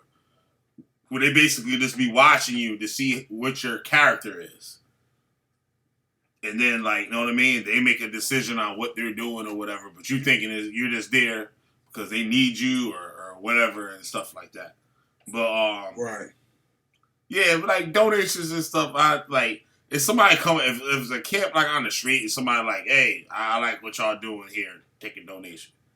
Like, I wouldn't think anything of it. And me personally, and one of the, something I was involved with where I didn't want it, you could kind of compare it with the same thing where I didn't want any outside influence, and then I understand where you're coming from. I saw it. If it's any regular old small Joe that want to donate, hey, albeit, but I'm talking about if it's somebody like coming in tie briefcase, you know what I'm saying? Got that certain, bourgeoisie feel to him. You know where I'm going with this, right? Yeah, but like, if people are with that whole Illuminati thing and you took the bag for Illuminati, that shit don't exist. Oh no, I'm not going that far. No. You got me mistaken. I ain't going that far. I just say that because a lot of the viewers are probably thinking it like that way. That's why I'm like, right. Understood. Yeah. We're not thinking along those lines. We're thinking along the lines of compromising the word of the Most High for filthy lucre's sake. That's what we mean, and that's what it's all about with these camps. They're compromising the word of the Most High to gain position, and that's why brothers like Gad and Chris always ask, what's the difference between these camps in the Christian church? Not much. They doing pretty much the same thing, and they white. You understand what I'm saying? No. There's a big difference between them. There's a huge difference between them. Because a Baptist church, Catholic church, Methodist church, damn near any other kind of damn church is going to help people in the community more than Hebrew Israelites. That's true. That is a big difference. I take that back. It's a lot. That is true. And it's sad. We claim ourselves to be the chosen people, Jacob. We supposed to be royalty, kings and priests on the earth, but yet a sister can't pay her light bill. You can't even take up a collection of $200, $300 to pay that sister light bill. And she got kids. And ain't no man in the home. That's wicked. And I feel like the elders who are in control of these camps, they know that the people that come into their camps, a lot of them are coming from broken situations and they're looking for guidance. And for you to take advantage of that, to gain possession and control over them, is wrong.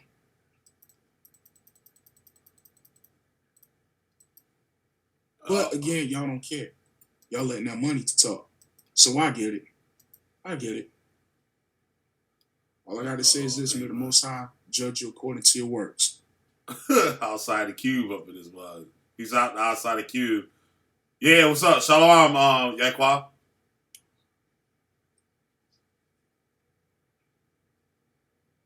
Oh, this is Chris put the hangout joint up there. Oh, this is the same one we was at. There is it. Wait, hold on a second. You hear me? Is Chris in the room now? I don't know if this is the same.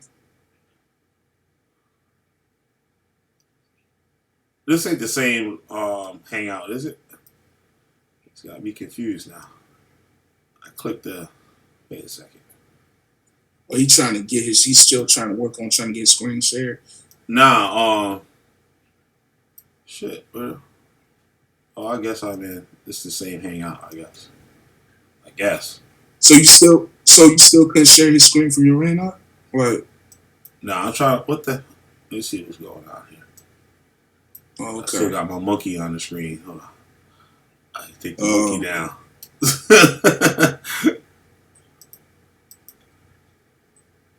Oh, okay. All right. We in the right box. Okay. Chris Harris, the MVP. God damn it. You got a doctrine, he'll burn that motherfucker down. Yeah. Guarantee. That's right. Guarantee. Showstopper. Chris Harris. Outside the cube in the building, goddamn. Anybody?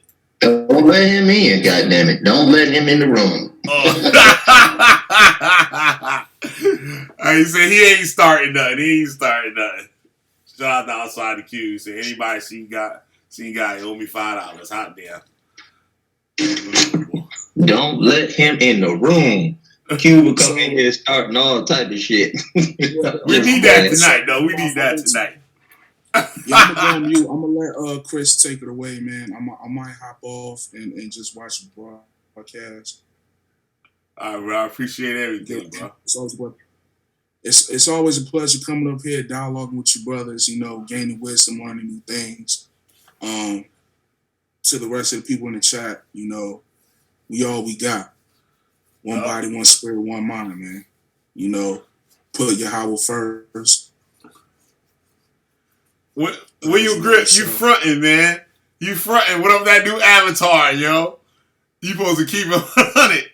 When Grit said he was making some pulled pork, and he was gonna make a pulled pork sandwich and take some hot sauce and make the Judah Nazareth shield with the 9 on it. Oh, damn. I'm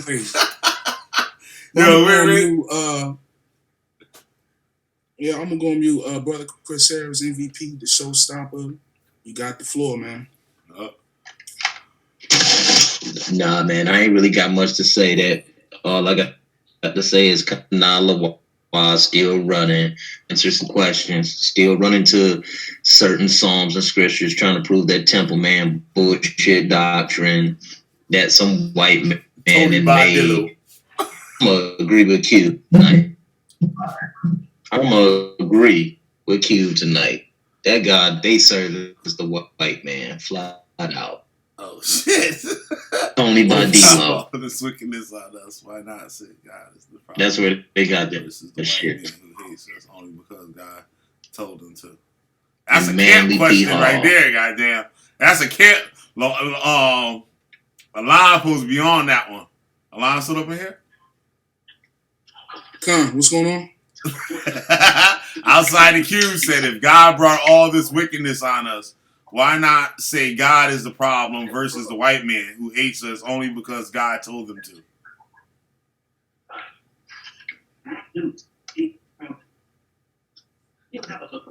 I didn't hear the question. You had cut out, brother.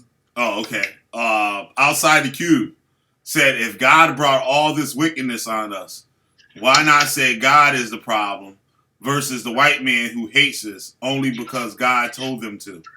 I said that's a camp question right there. Line supposed to be all over that. Oh, Esau, he's doing what he's created to do, to be wickedness in the earth. However, the Most High put him on our necks because we broke his laws, statutes, and commandments. So that I agree with. We can't blame the white man for every little thing to the Lord. That's flat out. That's hypocritical. We're in this captivity because we disobeyed the Most High. Again, Psalms 147 verses 19 and 20. We're the only nation of people that the Most High has given his law to. He hasn't dealt so with no other nation. They didn't know the Most High's statutes and judgments. He gave it to us. That's why when we break his law, we are what? In sin. Sin is what? Transgression of the law. So when you break God's laws, there's what? A consequence for that, which is what? Captivity, being below the other nations. Yeah, we could blame the white man for taking it too far, like it says in Ezekiel chapter 35, kicking us while we're down. We could blame him as far as for that. And don't worry, according to the scriptures, he's going to get that recompense for kicking us while we're down. But if we're continuing to stay down, we're not attempting to get up. You see what I'm saying? How do we get up? How we be upright? Keeping these commandments. As long as we stay on the ground, which is in sin, the Most High is going to allow Esau to do what he do. That's it. Answer your question. So if God created us to do that, the problem should be God. Oh, outside the queue, he's starting up. He's starting up. We can limp off your ass tonight. Outside the queue. But yeah. I mean, he asked the question, I gave an answer. So yeah. I don't know what's the problem. Yep. Said for Super Bowl, I had a fried, butterfly shrimp and pulled pork. It was amazing. Hot damn. You and Will Grit. Will Grit got a bowl of grits with 3 slices of bacon, 1 for each degree. At Judas Temple. Wow. He had slices of bacon. Y'all crazy with this shit, man. Y'all crazy. He said 3 slices of swine with some grits. Look at his avatar. Will Grit's avatar. He got a bowl of grits. A bowl of grits with 3 slices of bacon. See, y'all niggas on the 3rd degree. I'm on my 3rd slice of bacon. That's wild out, man. That's it. Y'all. Come on, man. he ain't got the law. William Grit, Edomite. He don't give a fuck. Yeah, he said, I eat the swine. I put a Judah Nazareth up on the bun. Well, you'll put the shield right on the bun. With the 9 in the middle. Right on the pulled pork. Oh, yeah, yo. We missed the video. I got another video, yo. With Judah's kids receiving Halloween candy. Oh, man. Go ahead and bring it out. I'm going to mute. Go and bring it out. No, I ain't gonna bring it out tonight. Y'all gonna have to tune in for that. We're gonna use that one for another day. Eat that for another day. All right. Well, heading out the see, damn I'm not, Halloween candy. I'm- Goddamn. Chris Harris, what you think of the new look of the live stream? I know we got technical difficulties we got to work out. How you guys like it? You think I should continue using it or just keep that shit the way it was before?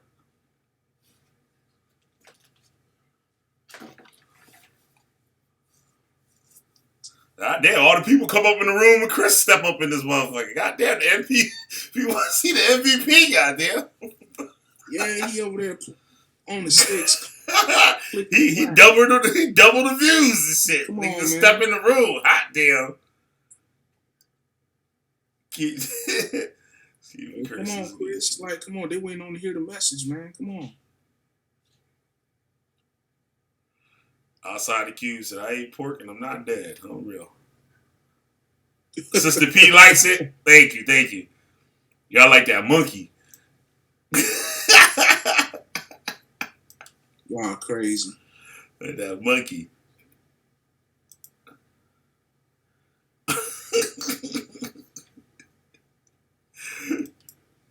They wild in the chat tonight. Yes, sir. Outside the queue. Drop the Torah Knight's name. For what? I'm not done with it. I drop it when I'm done with it. Trust me. I'm like, no, he don't need to drop the Torah Knight's name. I'm gonna tell you why. Because when Torah Knight's was running, look at that motherfucker running on his goddamn bicycle.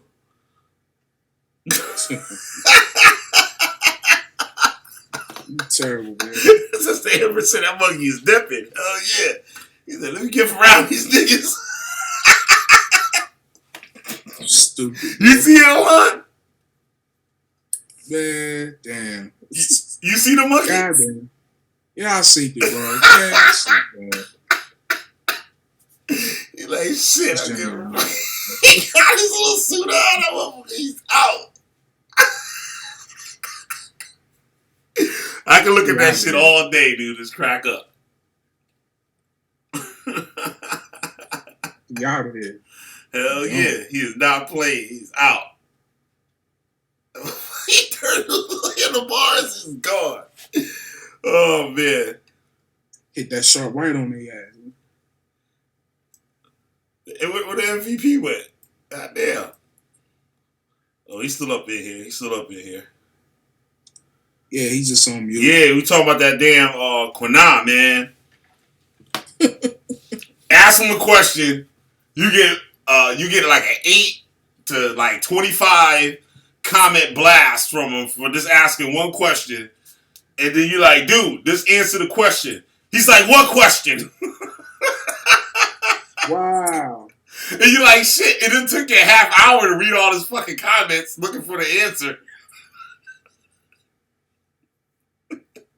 That nigga like, what question? You like, shit, I don't know, nigga. That shit was like half an hour ago. Oh, man. That dude was something else. Games, man. Playing games. Yeah, he is playing games. And all this, even the stuff that he's saying now, all this stuff is just some, like, esoteric shit. My thing is this, man. My thing is this. Kanalawa, Ayash, Jose, Dewat. If y'all really believe in what y'all claim y'all believe, you can contend for the faith. Fly it out. No excuses. Oh, no. Quinon's supposed to be the guardian of the Torah.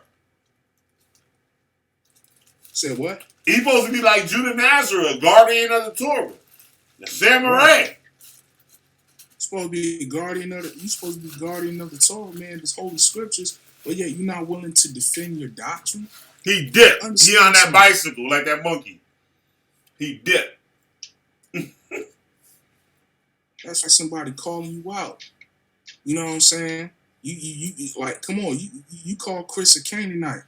So according to you, he don't know nothing. So he should be easy work, right? You calling all of a sudden he ain't got no time. He got time any other day. No time. So wait a minute, you got time to write a goddamn essay on Facebook, but you ain't got time to come up in the chat room and to present your cause, nigga, stop it. I can't call you. Chachi, stop it. It's the Jews. It's the Jews. The fucking Jews that keep fucking with me. They keep fucking with me. Goddamn Jews. Jews, man. That's all it says. And he pulls out that little stupid ass Protocols of Zion book. Man, come on, man. What, I mean, like Amalekites got time to fuck with you. You ain't about shit. It's the Jews. Them Bernard Barith crackers ain't thinking about you. Can I cut it out? It's the Jews. Ain't no goddamn Jew-ass people thinking about you, bro. They're busy trying to bring in a new world order. You a peon. Cut it out. The Jews is the fucking Jews. They keep messing with me. Nigga like an Amalekites damn self. Need to cut it out. Yeah, we gotta get on him too. When I like saying nigga too much too. Here's another one. Yup, here's another one. Now he just saying Hamite. Somebody might have punched him in the face. That's when he came up with that Hamite doctrine. Yup. Like I said, I want to know why he got nigga in his mouth and he don't hang out with them. Well, Chris, I'm on to play. You still the world heavyweight champ. I guess your Well, he said Tuesday. Short-lived, sir. He did say Tuesday night, right, Chris? Yep. His ass better be there. Tomorrow. Hey, Tuesday night. I don't want to hear nothing about the Jews. You don't want to hear nothing about you got to work late. Oh, you caught me while I was at work. We don't want to hear none of that. I got to empty my bowls in my living room. I empty the bowls of water. Maybe you live in New Mexico. You 2 hours, you know what I'm saying, behind. You got plenty of time, nigga. Don't play around. I remember Don't play around. They was hanging You said Tuesday. They was hanging my fucked up fan. And I was doing live streams, you hear the fan go, I jacked the last fan. But now I got holes in the ceiling and shit. You be collecting rainwater and shit in the living room. That shit crazy. And the nigga was doing videos and shit. That motherfucker was like, drip. You think Kanai, his boys gonna show up, Chris, tomorrow night? I'm still waiting for a date and a time from Chachi, the wide dude. Ain't heard nothing from him. Heard a bunch of insults. He hiding right now. Yup. He waiting on Kodak to tell him. To tell him something. Yup. If y'all think y'all could get Judah Nazareth as a handicap, he ain't high. You ain't finding that nigga. That shit's crazy. Anybody don't agree with you, yeah, damn Hamite. Yeah. You ain't gonna find Judah to come help you out, neither do I. Your dad pulled the Yu-Gi-Oh move on him and sent him to the shadow realm. He ain't going nowhere. It's the Jews. It's the Jews. That's what I'm trying to figure out. So wait a minute. Negroes is Canaanites. That means they don't know shit. That means it should be an easy win for you, bro. It should be easy for you to defend your doctrine. They can't. With no sweat at all. Yep. They can't defend Canaanites, that. You go right where they stole it from.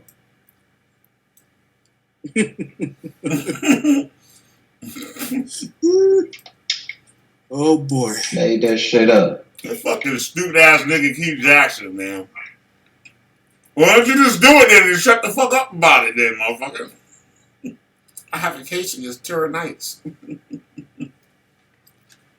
Niggas, man. You know what I'm saying? Your Yahweh gonna kill you, man. Niggas, man. You goddamn Amalekites, man. I thought Keith was coming on. Man. Wasn't ages, Keith? man. Did you tell Keith to come on, Chris? Yeah, he ain't come. What happened?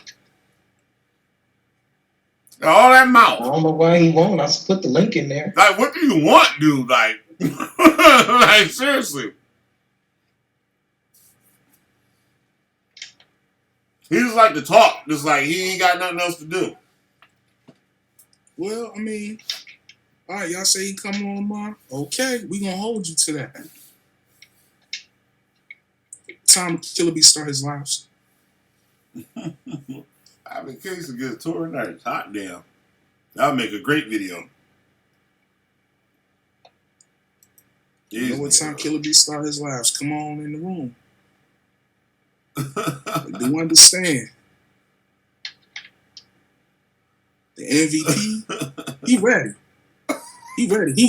He ready. He wind down time right now. Chilling with his red. He ready.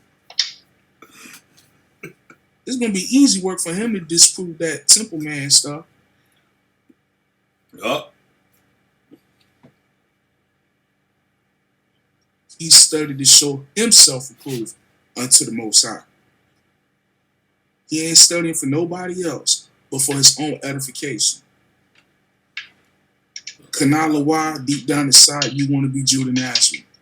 That's why you still hanging on to that doctrine. You want to have an own group surrounding you, just like Judah Nazarene. You want to be you want to be respected by no name niggas like Judah Nazarene. That's why you hang on to that doctrine. Tell me I'm lying. Every ass say, Keith, what you expect to get? Are you gonna get us a box of Newports and some Puma sweats? Damn. Oh. What do you expect to get? This nigga's up here just talking. Keith Jackson. World of Blacks. Now he was the most annoyingest motherfucker back in the day, though. He was one of those dudes, he would do the Judah Nazareth, but like, it was just more up front. It was like, you say something to that nigga, he was like, you ain't say shit to me. like, you ain't say shit. You ain't say nothing to me. He would have answered no questions. You asked him a question, that nigga would have answered shit. I think World of Blacks is this, man. Like, dude. Damn, we got a tie on the likes and dislikes, y'all. Y'all gotta keep it funky, yo. Y'all gotta keep it real for it, brother. We got 9 likes and 9 dislikes. Oh, wow. Split decision. Yup.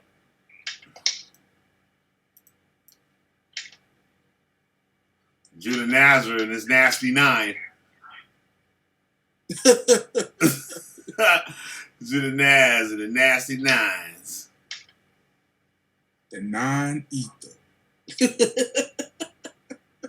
So the people watching, what do you think? A little thing I did last night with the number 9. What do you guys think? Don't everybody speak at once. Terrible.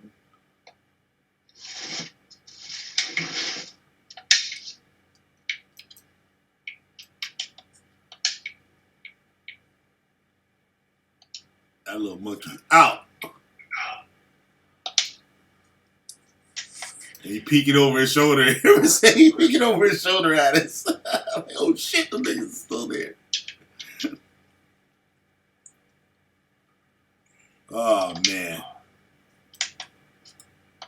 I know one thing I learned from that lesson the other night is that that's why the Most High said we're not supposed to be partaking in certain things when it comes to like certain schools of thought.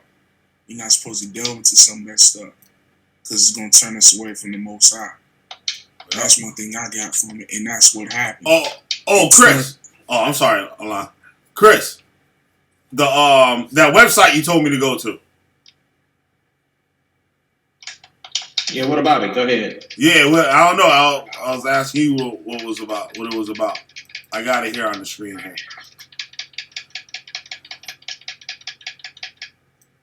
Chris over there shooting the shit out of somebody. Hold on. Damn, I almost at the 100 level. Man, Chris getting killed on the game right now. I hear that clickety clack, panicking. You like, the hell, y'all niggas, I'm trying to get to this next level. Chris, I'm telling you, clapping, dog. I'm the MVP, goddammit. Shit, on everything. They clapping my brother, man. That's messed up. The MVP. Everybody go check out the MVP on Xbox Live. Hey, yo, Kana. Chris said he gonna do the PlayStation network debating you, bruh. That's how easy it's gonna be for him. He gonna be playing PlayStation. I ain't playing no video games. I'm chilling. Oh, that tapping like that sound like you fucking somebody up.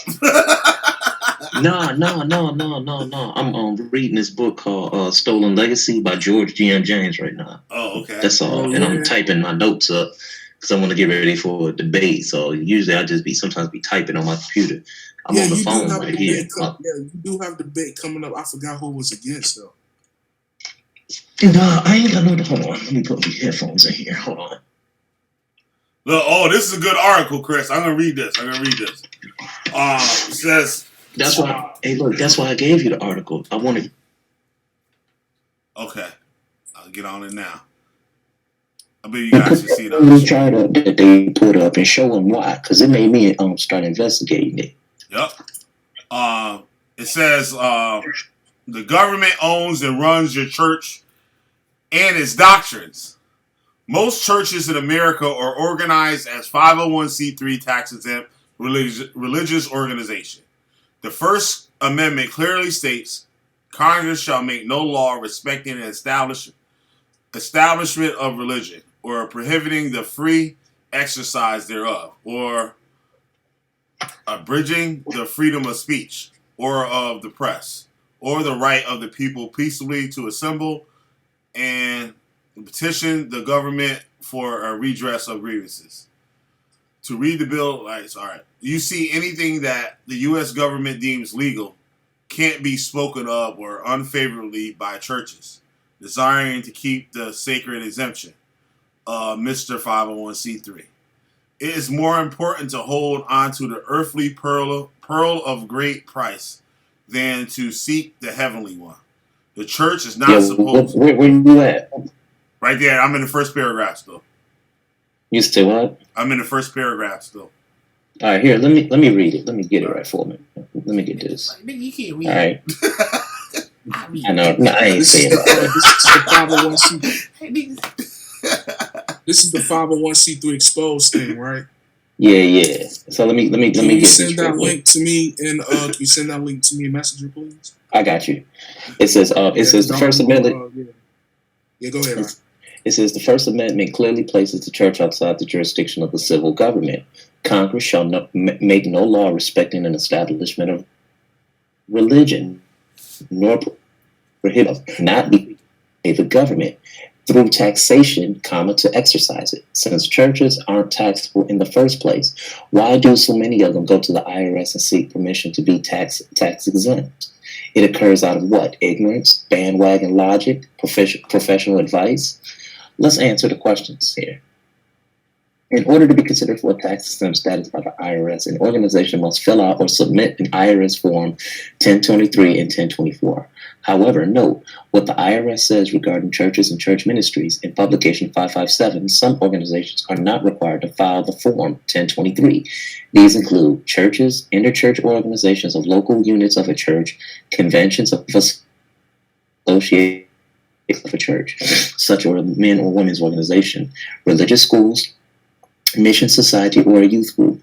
These organizations are exempt automatically if they meet the requirements of the 501c3. So we know it just ain't a lot of these camps or churches. It's many C3, right? Let's check it out. No.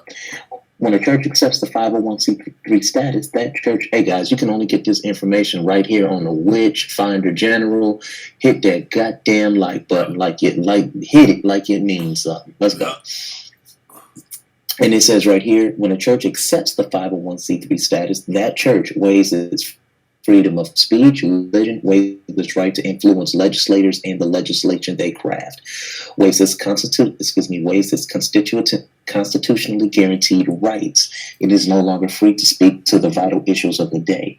It's controlled with fear. If it doesn't follow IRS guidelines, it will lose its tax-exempt status.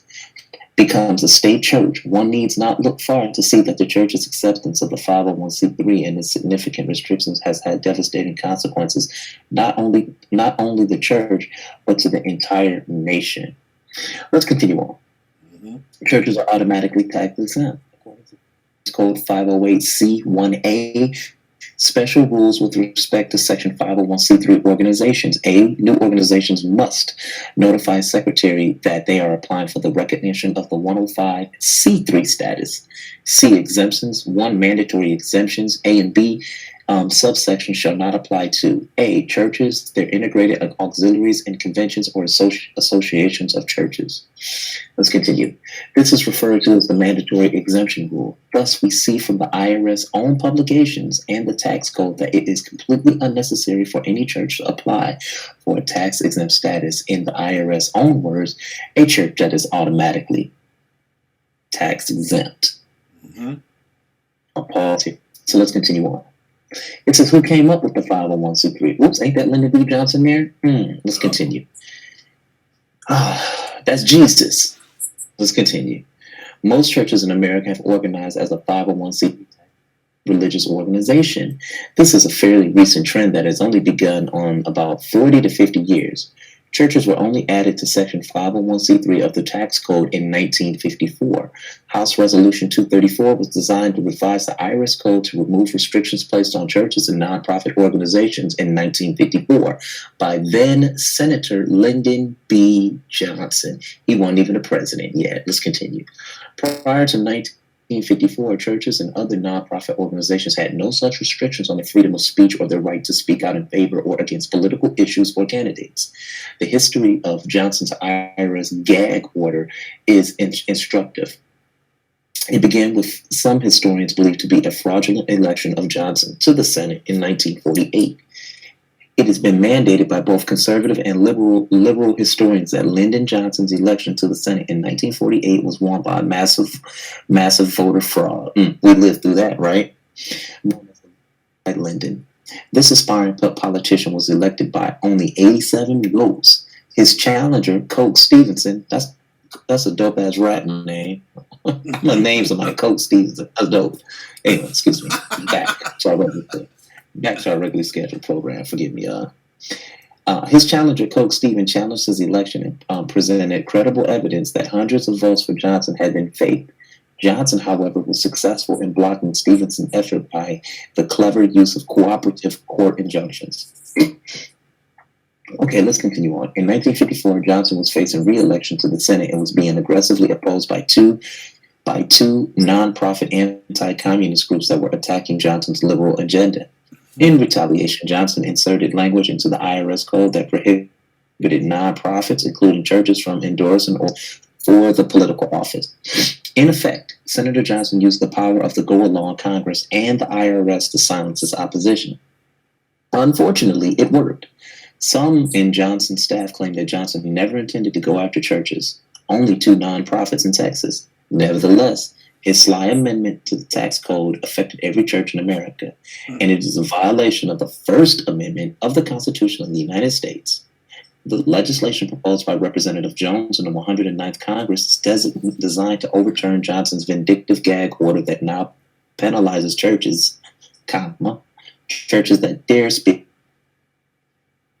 Churches may deem to be immoral or bad for America. Pause. Don't want to say nothing.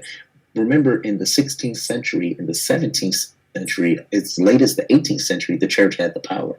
He's the reason why the church no longer has power. Him alone. Wow. Yeah, see that, people? Let's continue on. Y'all do some history, do some reading, and go learn something. There is no reason for this gag order to remain in effect, but shit. Congress apparently, let's continue on. Let me read that again. There is no reason for, hold on, I'm getting, this messenger of truth is Texting me, not interested, brother. Let's continue. There is no reason for this gag order to remain in effect, but Congress apparently thinks it must perpetuate bad public policy simply because it exists. Organizations like Americans United for the Separation of Church and State, People for the American Way, and the American Civil Liberties Union continue to claim that Johnson's gag order must be upheld to protect the church-state separation. But we see there is no separation of church and state. We just read that. Let's continue. This is irrational and fails to take into account the entire history of religious freedom in the United States. Throughout our nation's history, both before and after the American Revolution, our nation's pastors freely spoke out on issues of the day. Let's continue. In their duty and their right under the Constitution to preach against the corruption in the political and moral realm, pause. This is one of the reasons why Martin Luther King was really assassinated, because he began to speak out, use his church to speak out against the Vietnam War, began to ask the SLC and the NAACP, in fact, the reparations be paid. Okay, and he began to speak against government policies that did what? Put blacks in bad situations, in other words, and they killed him. Separation of church and state does not exist. Okay, let's continue. Throughout our nation's history, both and before after the American Revolution, our nation's pastors freely spoke out on the political and moral issues of the day. It was their duty and their right under the Constitution to preach against immorality and corruption in the political and moral realm. Historian James H. Hudson, writing in Religion and the Founding of the American Republic, notes, preachers seemed to vie with their brethren in other colonies in arousing their congregations against George III. Hudson discovered the House of Representatives sponsored church services in its chambers for nearly 100 years. These services only ended when the convenient transportation was available to make members of Congress home for the weekend. It's interesting to observe that our founding fathers and our first elected officials didn't have any notion of church-state separation, so vehemently endorsed by Americans United and other modernist groups. Our founders valued religion and wrote the First Amendment to protect the free expression of religious beliefs and the freedom to speak out on moral issues, including those involving politics and politicians. The disservice that Lyndon Johnson did to religious freedom has yet to be undone. In the current session of Congress, H.R. 235 must be passed to undo Johnson's vengeful action against his political opponents. We need to finally exercise our public policies of the sad legacy of Landslide Johnson. And we're going to speed this up. What are the results when a church incorporates and surrenders itself to the jurisdiction of the state, or Jesus? Because that's who Lyndon B. Johnson is. He's Jesus. Oh. He told the church what to do. Let's continue on. Okay. The church is no longer considered a real institution, but it goes through a transformation and becomes a fictitious, state-created person or institution, Jesus. The church comes under the jurisdiction of the state and therefore surrenders its headship to the state. The church chief officers become official representatives. If you are in a camp and you're listening to this, reading this, or seeing this, get the fuck out. Let's continue.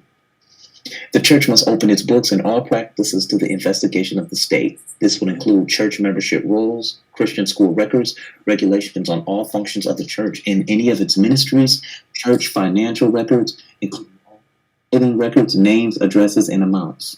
Ministers and churches in the courts of law are considered wards of the state by virtue of their charter, including all church members, adults, and children.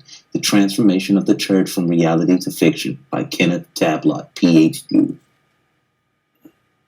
In other words, where the money at, nigga? That's what they saying when they want them books open. Yep. This is a quote by Emmanuel Cleaver. We're going to first of all equip them with the information they need to know about why they can say and what they cannot say in the church. That would violate their 501c3 statutes with the IRS. Congressman Emmanuel Cleaver. I told y'all that's Jesus. He shall be called Emmanuel. See? Wow. Let's continue. Wow, man. Crazy. Let's continue.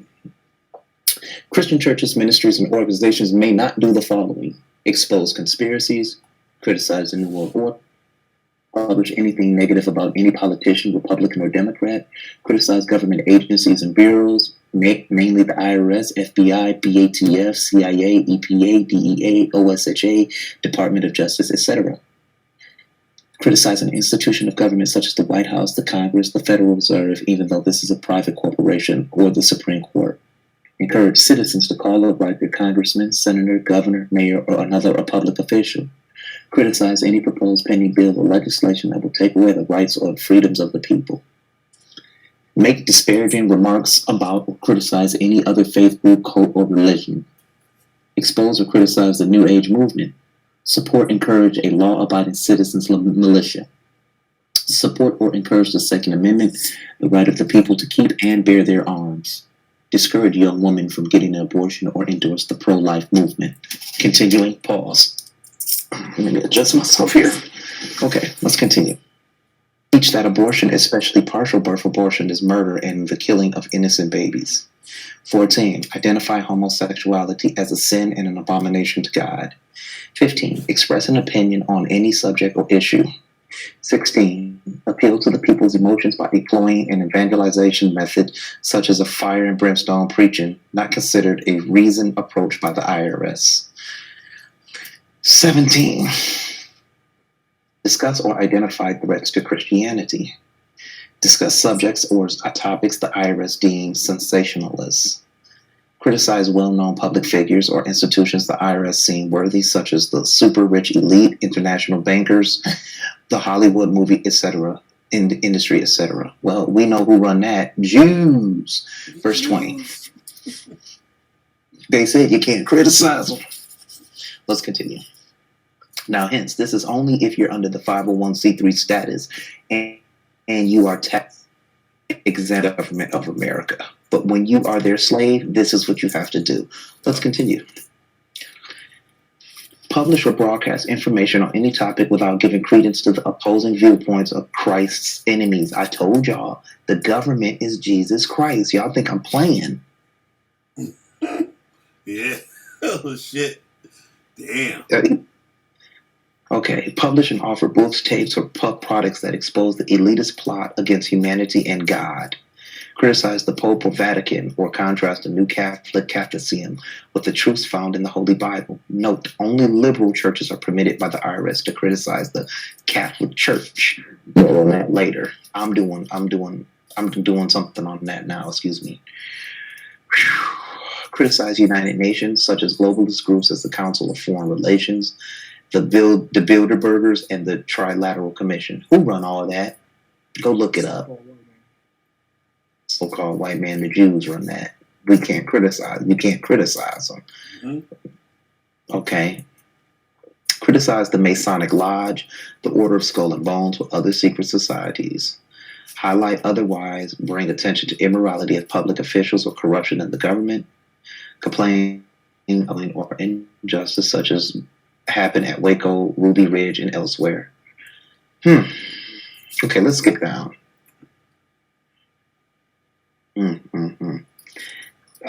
Let's continue on. Excuse me. All right, let's get down. Highlight otherwise bringing attention to immorality of public officials or corruption in government. There's one I want to read. There's like 100 of these things, like the 10 crack commandments. Oh, yeah, I didn't know there was that many. Hold on. Let me continue on. Mm-hmm. This is excuse me, I'll just continue to read. Ordain a pastors whose training or qualifies are not approved by the IRS, or teach any biblical doctrine that is politically or religiously incorrect or is inconsistent with any public policy, abortion, feminism, gay rights, etc. Yep. Currently being enforced by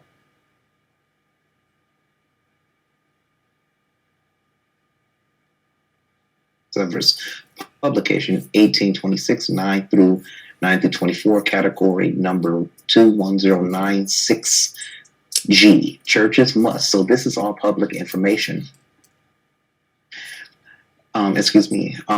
Churches must, A, have recognized creed and IRS-approved form of worship.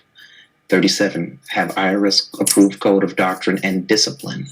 38, have ordained ministers educated in state-accredited colleges. Shout out to Anonymous Hebrew. Pastor must answer the IRS as to daily activities of the church. The IRS must be privy to all financial transactions of the church.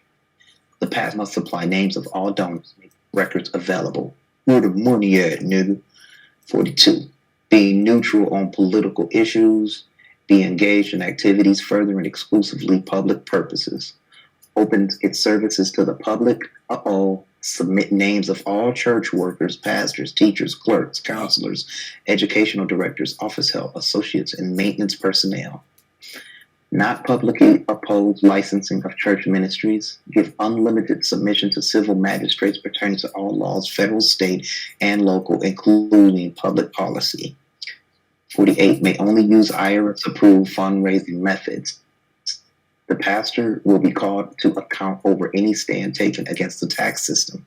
Here we go. Shout out to the Sakari. The church must advocate and support racial integration or multiculturalism. That's where y'all get the 12 tribe chart. The same shit I've been yelling for the last 3. Engage in activities opposing pornography. May not support legislation saying children belong to parents rather than to state. May not form a political action committee nor support legislation opposing lotteries and gambling activity. May not oppose the public school system. May not they may not publicly declare we are to obey God rather than the government. This stuff is deep. May not advocate support for the United States or state constitutions or supreme law of the land. I told y'all, the government is Jesus. Conclusion. Whole conclusion of showing this information is to inform the world and reveal the truth about the 501c3. We have been heavily deceived by the 501c3 corporation masquerading as churches out there. I say dump your trust inside God. Preach against transgressions unashamedly and do not hold back. Proclaim the evils of baby slaughtering, sodomy, bush, politics, socialism, and government, etc. This is a quote from Nestor, an IRS senior revenue officer. I am not the only IRS employee who's wondered why church seek permission to be exempted from a tax they didn't owe to begin with, and to seek a tax deductible status they've always had anyway. Many of us have marveled at how church leaders want to be regulated and controlled by an agency of government that most Americans have prayed would just get out of their lives. Churches are in an amazingly unique position, but they don't seem to know or appreciate what it would mean to be free of government control. So with that being said, y'all heard it right here on Witchfinder General. Like and subscribe. I want to get, thank you, Chris. Thank you very much. I want to see, what was this date when that thing was put in? What did it say the date was? 1954. 1954? Okay. Yep. I was seeing how that tied in with the civil rights movement and stuff. What he's saying is definitely right. IUIC, for one, used to say when we were teaching in the Bronx, saying don't call, you know what I'm saying, you had to say homosexual. You couldn't call anybody a derogatory term. Well, in New York State, in New York City, you can't get arrested and stuff for that. So that could have been part of it too. But they actually did a class one night and was showing how the Catholic Church, not the Catholic Church, church in general, there's a council of all the churches. Like how a certain, say the Baptist church, they'll have a convention every year or somewhere or whatever. But there's a convention or a council of all the churches. And it was saying how they work with the government, and where the government would use them to carry out certain things. Say if there was a state of emergency, the president calls marshal and say they want everyone's gun. They would use the church to get the guns from the citizens instead of the government going out there. Take all this information. But these niggas ain't avoiding money. Right. They not have bread. Right. I mean, and with that, you get governments and all that stuff, like the funding, and where that money going. And you also, 501. Yeah, no, nigga, I gave y'all $5,000. well, brother. Yeah, rest of shit. They'll come straighten that shit out. Right. But the reason only because they don't under protocol. Well, almost out. The protocol of shit really supposed to go down went out tonight. But they supposed to post that. Know what I'm saying? That's supposed to be posted. When you got a 5C3, you got a mission statement. You know what I mean? And all